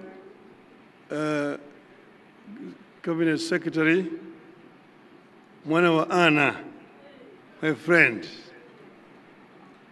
the Chairman of the Council of Governors, our host today, the Governor of the great country of Homa Bay, all governors who are here, all honorable members of parliament, distinguished guests, now wana Homa Bay, hamjambo. Hamjambo. Osaure uru. Asante sana. I usually call my brother there Mwana wa Ana. And he has done a good job of introducing me here to this audience. I came earlier. I did not know that I was scheduled to talk at 5 o'clock. But I said, now that I'm here, because I'm here, I need to be given a chance to greet the people. So we are very happy that the county of Homa Bay is hosting this conference this year. Now, we've been here just a few months ago when we had a very electrifying Madaraka Day 2 months ago. And it looks like Devolution 2025 is not any different. I was very happy and pleased when I arrived here and I was taken to a park, just a small park in the Homa Bay, where this county is trying to remember a very great son of this county, the late Honorable Homa Bay. I was very, very pleased indeed, because Homa Bay is actually was the architect of the devolution. I myself was very passionate about devolution, but Mbai had understood it much better than anybody else. So when we went to Bomas of Kenya, because I had hired him as my consultant. So when we went to Bomas of Kenya, and the debate started in earnest, and then I asked the chairman to give Mbai a chance to address the audience. When he spoke that day in Bomas of Kenya, and he spoke for nearly 10 minutes without break. And by the time he finished, the whole hall backed into cheers. And they all cheered by and said that that gentleman should be the chairman of the Devolution Committee. And that is how it became. That Mumbai became the chair of the Devolution Committee. And as the chair of the Devolution Committee, he navigated very dangerous corners. Because as you know, I've been mentioning several times that devolution had then, and even today, very powerful enemies. He was able to create proper benchmarks to be met. And because of that, he became a marks person. And as I've said several times, Mbai would not see the new constitution. In broad daylight, in front of his children, they moved in to his house and shot him and fatally wounded him. So it is fitting that today we are here actually celebrating this day in Homa Bay, not very far away from Mbai's home, right just next door here. And today I really want to make an appeal to the Council of Governors, because Mbai left a young family, young wife, and children. And if the Council of Governors can see it fit, that you get a kind of a fund, a small fund, you can just put in 5,000 shillings a month. That will go a long way to help the family of the little Mumbai. It's an appeal. But then, let's get back to business. And let me begin by declaring a familiar interest. I believe in devolution. I believe in more, not less devolution. I believe in a balance of power between Nairobi and the counties. None should stand in the way of the other. I believe in strong county executives oversighted by equally strong county assemblies. I believe in a Kenya that sees the strength of each of the 47 counties as the strength of Kenya. But let me say, county government are supposed to be oversighted by county assemblies, not the Senate. So therefore, it is unnecessary for Senate to be summoning governors to go to appear before senators in Nairobi. Only the public accounts and the public investment committees should summon not even governors, the chief executives of the county government. It's a waste of time, all the time summoning governors to come to appear before parliamentary committees. Centralism still has strong supporters, but I believe its days are in the past. Centralism comes with some bad habits. It thrives on keeping the whole country waiting for Nairobi to make decisions on very local issues that Nairobi knows little or nothing about. Devolution beats centralism at allowing local people to make decisions on local issues. Decisions affecting only Homa Bay should be taken in Homa Bay or any other country for that matter. Only decisions affecting the whole country should be taken by the national executive in Nairobi. I believe local policymakers bring more insight to local issues, are more likely to be more accountable, transparent, traceable, and named and shamed. But people are now looking for more than proximity. They are looking for performance, productivity, and partnership at every level of leadership.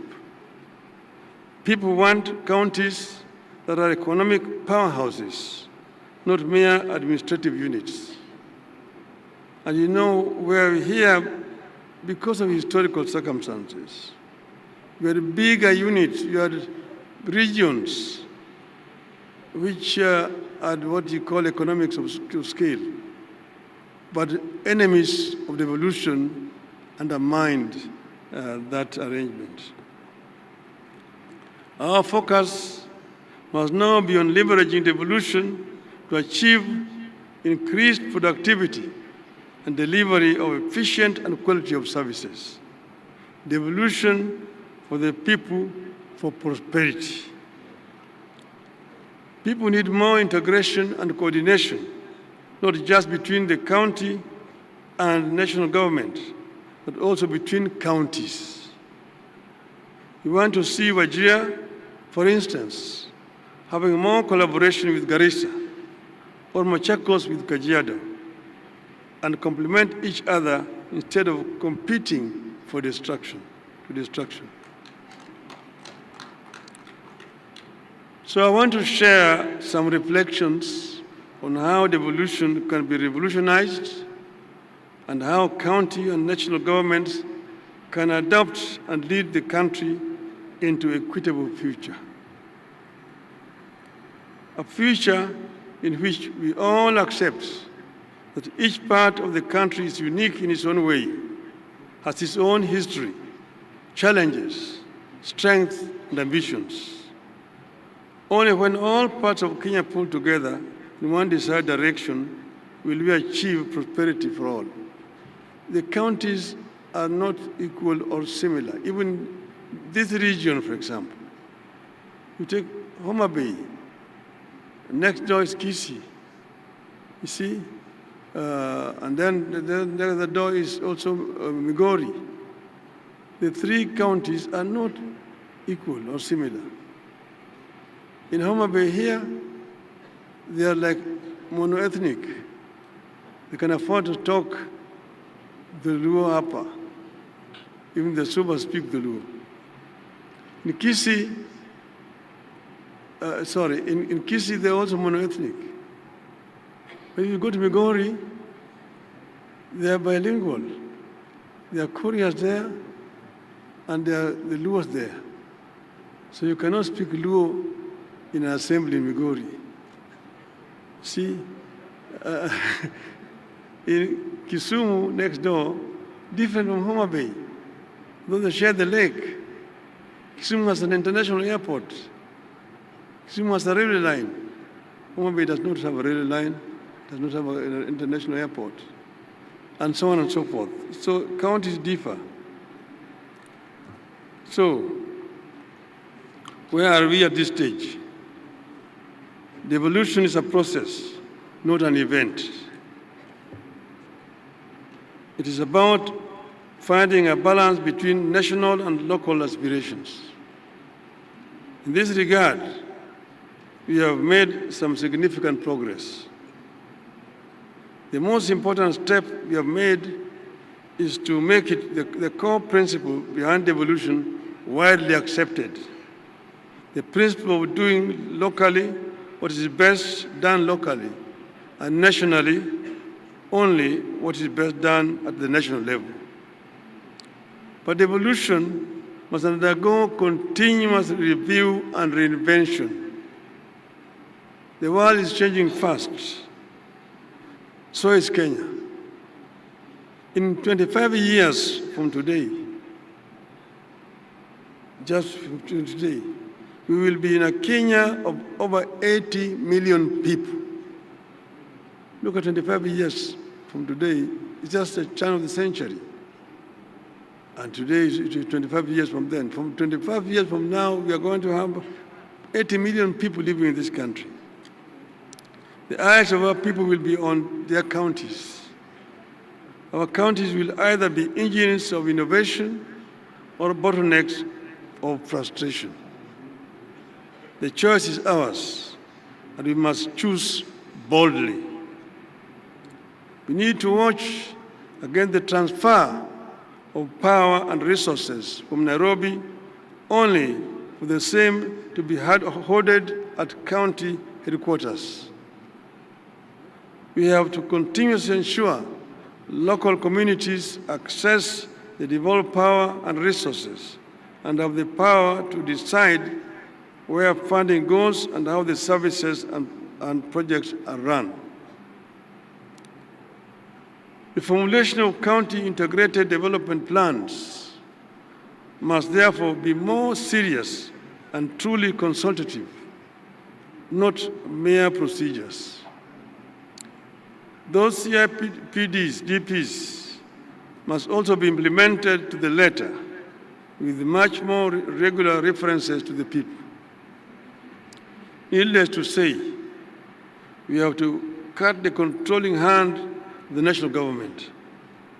We must continuously push the national government to stop micromanaging counties. We must constantly fight off the national government's instinct to hold power and resources. But let me be clear. References to national government's bad tendencies is not a call for a war between the two levels of government. In all devolved systems, getting money and power from either level is always a struggle. You have to treat the contest as an integral part of the strengthening of devolution and the reason for the two governments to build good faith.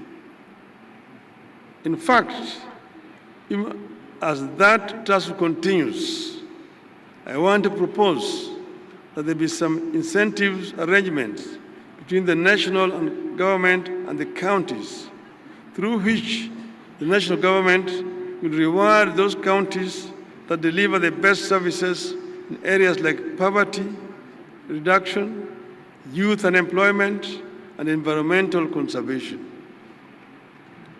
We need to come up with more transparent and independent performance reporting at the counties that gives the public more access to data that it can use to evaluate the performance of their county against others. That data will enable citizens to know, for instance, where it is easier to start a business, access healthcare, do farming, move goods to markets, etc., enabling our citizens to make informed choices in their socio-economic activities. We need a digital devolution in counties. County services, from business permits to healthcare appointments, must be accessible online, in real time, and in local languages. This should go a long way in fighting the scourge of corruption that is taking very deep roots in counties. Our counties must move from being consumers of transfers to producers of wealth through county-led industrial parks, energy autonomy through solar, wind, and small-scale hydro projects, and smart agriculture hubs, among other areas powered by technology. Our Constitution clearly stipulates that the two levels of government depend on each other, that cooperation should help us to do away with, not enhance, duplication that results in wastage of time, efforts, and money. Even as county and national governments cooperate, there must be more clarity on roles and responsibilities. Some confusion is beginning to creep in, and accountability risks being lost in the process. We must continue demanding that counties be granted full control over all devolved functions. But we must also demand to see what difference the counties are making in increased devolved resources and functions. At the same time, we need to bring more areas into the devolution fold. Our constitution making was characterized by negotiations and give and take. To avoid a war, for example, with NAT, we only devolve early child development aspect of education. Because NAT had threatened us that if we devolve education, they are going to mobilize teachers to oppose the new constitution. And that's why education was not fully devolved. We must now break the cycle of managing our schools from far away in Nairobi. The time has come for Kenya to devolve education up to secondary school. It makes no sense to see a Minister of Education going to Marsabit, to Garissa, inspecting primary school structures or construction. It's a shame, because that is the work that should be done by the governor of the counties there. The time has come to devolve education. In the interest of efficiency and better service delivery, all money is currently managed by the NGCDF and NGAAF should be surrendered to counties. When CDF was formulated and promulgated, the people of Kenya were seeking an equitable distribution of natural resources, which had been denied through an imperial presidency. Most of the work here was basically left to Harambes. She wanted to build a tuition build block, Harambee. dispensary, Harambee, and so on. Since that time, everything in the system of governance has changed. We removed the patronage system in allocation of natural resources. We adopted devolution. We established a constitutional commission to allocate revenue between the national and county governments. We empower the parliament on budgetary matters. Everything Kenyans have done to re-establish good governance has made the CDF system obsolete. It is serving no known role in the new constitutional architecture, and it is no longer relevant in the new constitutional dispensation. Indeed, the only thing this system does is to pervert the role of the representative of the people and to deflect their attention from duties placed upon them by the Constitution. The legislatures are elected to represent the people, to legislate, and to oversight the national government. It is not their business to be distributing bursaries or be constructing classrooms and so on. Those are the work of the county government. Well, the MPs are constructing roads, constructing schools and hospitals. The same goes for infrastructure development.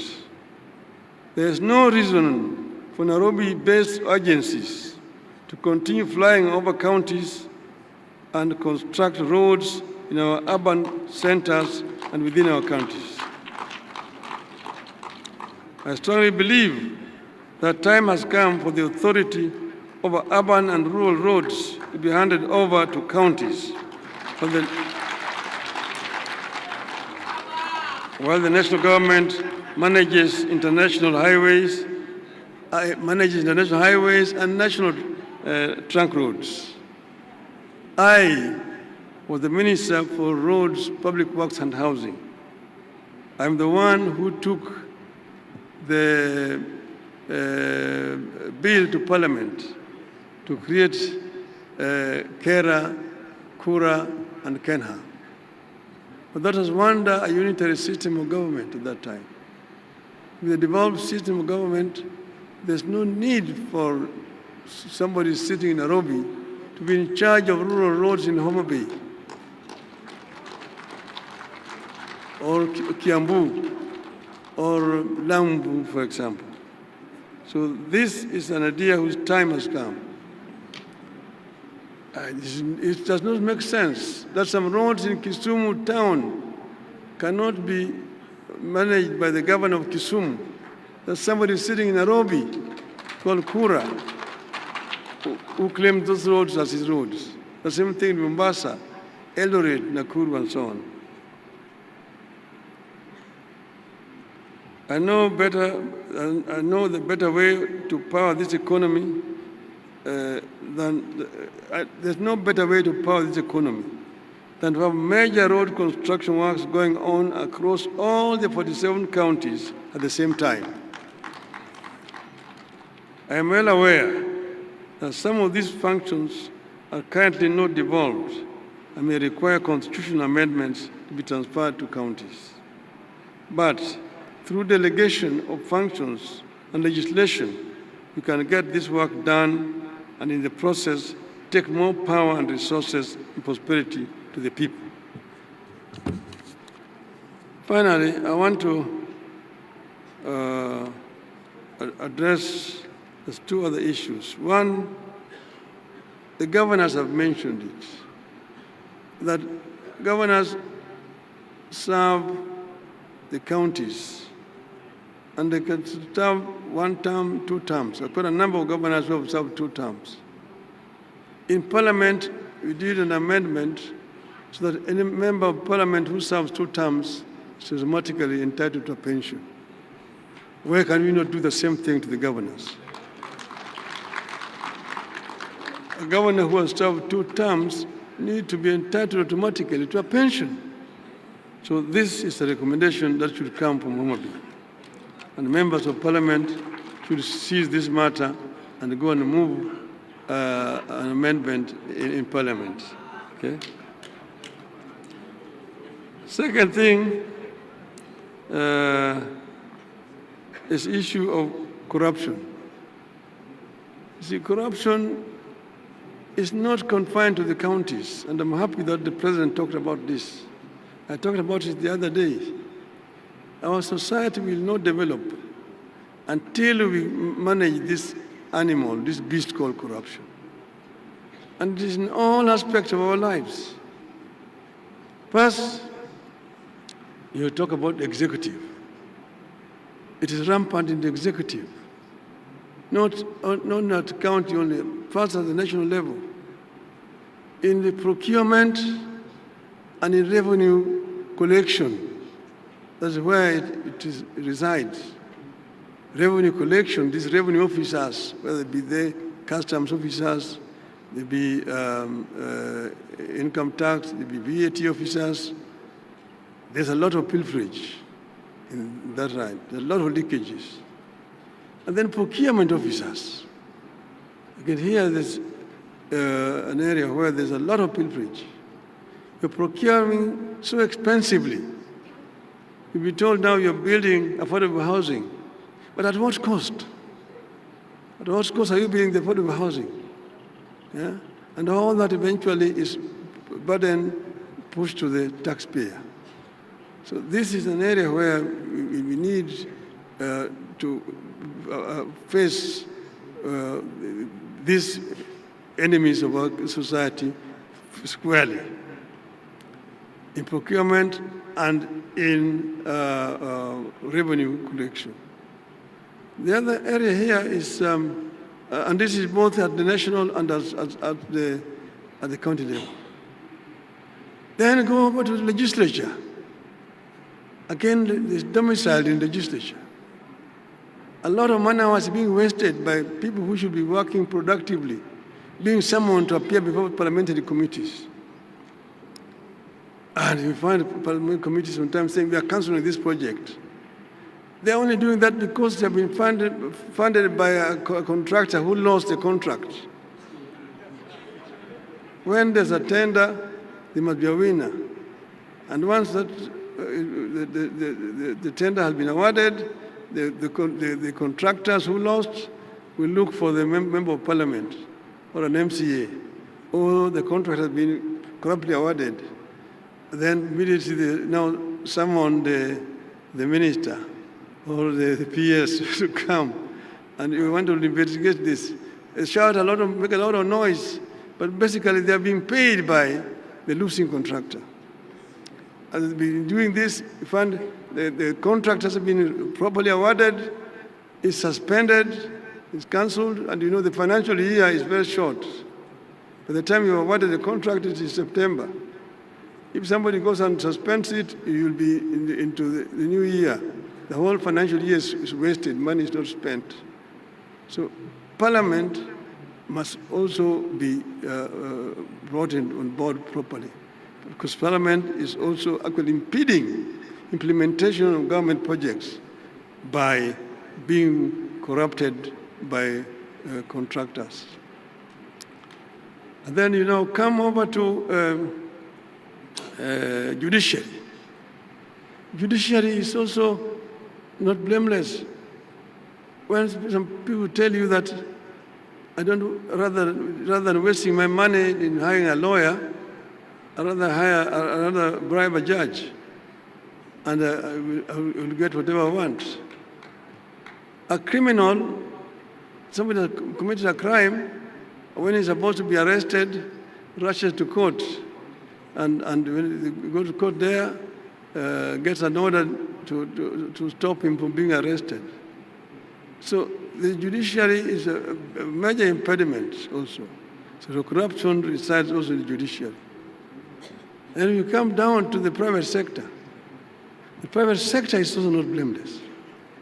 The private sector is where there's competition for contracts, and the ones who now go and bribe the executive They also bribe the legislature and so on.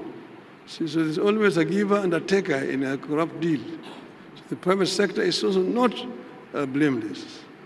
The media is also not blameless here. The media is very much deeply involved. If you see the media saying, oh, we are exposing corruption here, they have been paid. That we have done a professional investigation exposing corruption in the legislature, or in judiciary, in the executive. They themselves have been paid to do what they're doing. So the media is not blameless in this one here. So we need to deal with this issue squarely by looking at this animal called corruption, the face, and dealing with it. That's the only way that our country will be able to move forward. I thank you very much for listening to me.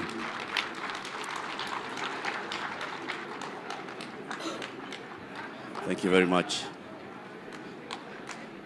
Right Honorable Prime Minister, we kindly request you to remain up on stage. We have a gift for you from the Council of Governors, which will be presented by the Chair of the Council of Governors and the Vice Chair, who is also the Chair of the committee that organized this year's Devolution Conference. There will be a second one from the County of Homa Bay. This is from the Council of Governors, being presented by the Chair and the Vice Chair of the Council of Governors. Tupige makofi tafadhali.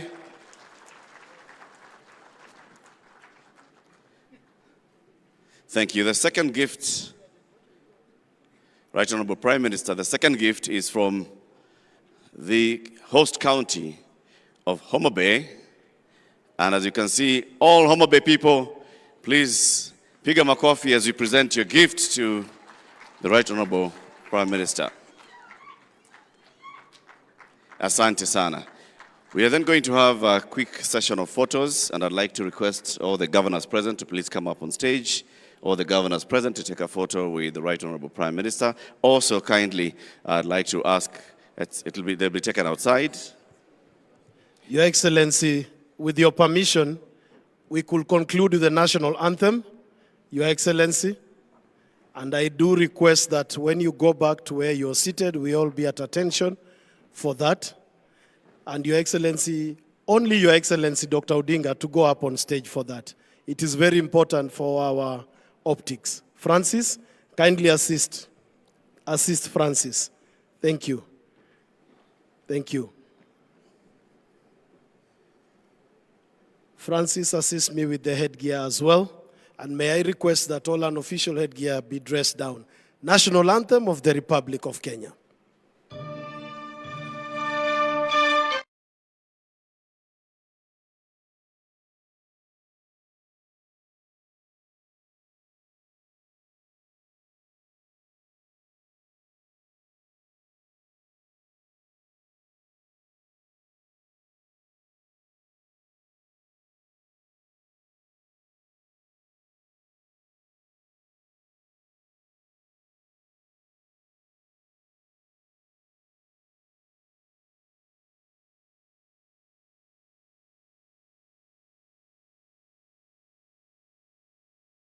Exit. May we accord His Excellency Dr. Odinga another round of applause for those great words of wisdom. Latif.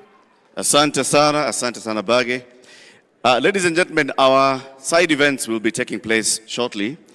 In fact, they begin immediately in all the side event tents. We have 13 side events that are taking place now. We have some side events that are taking off now in all the side tents. Please make your way to all the side events. Plus, remember, tomorrow morning we begin with side events as early as 8 a.m.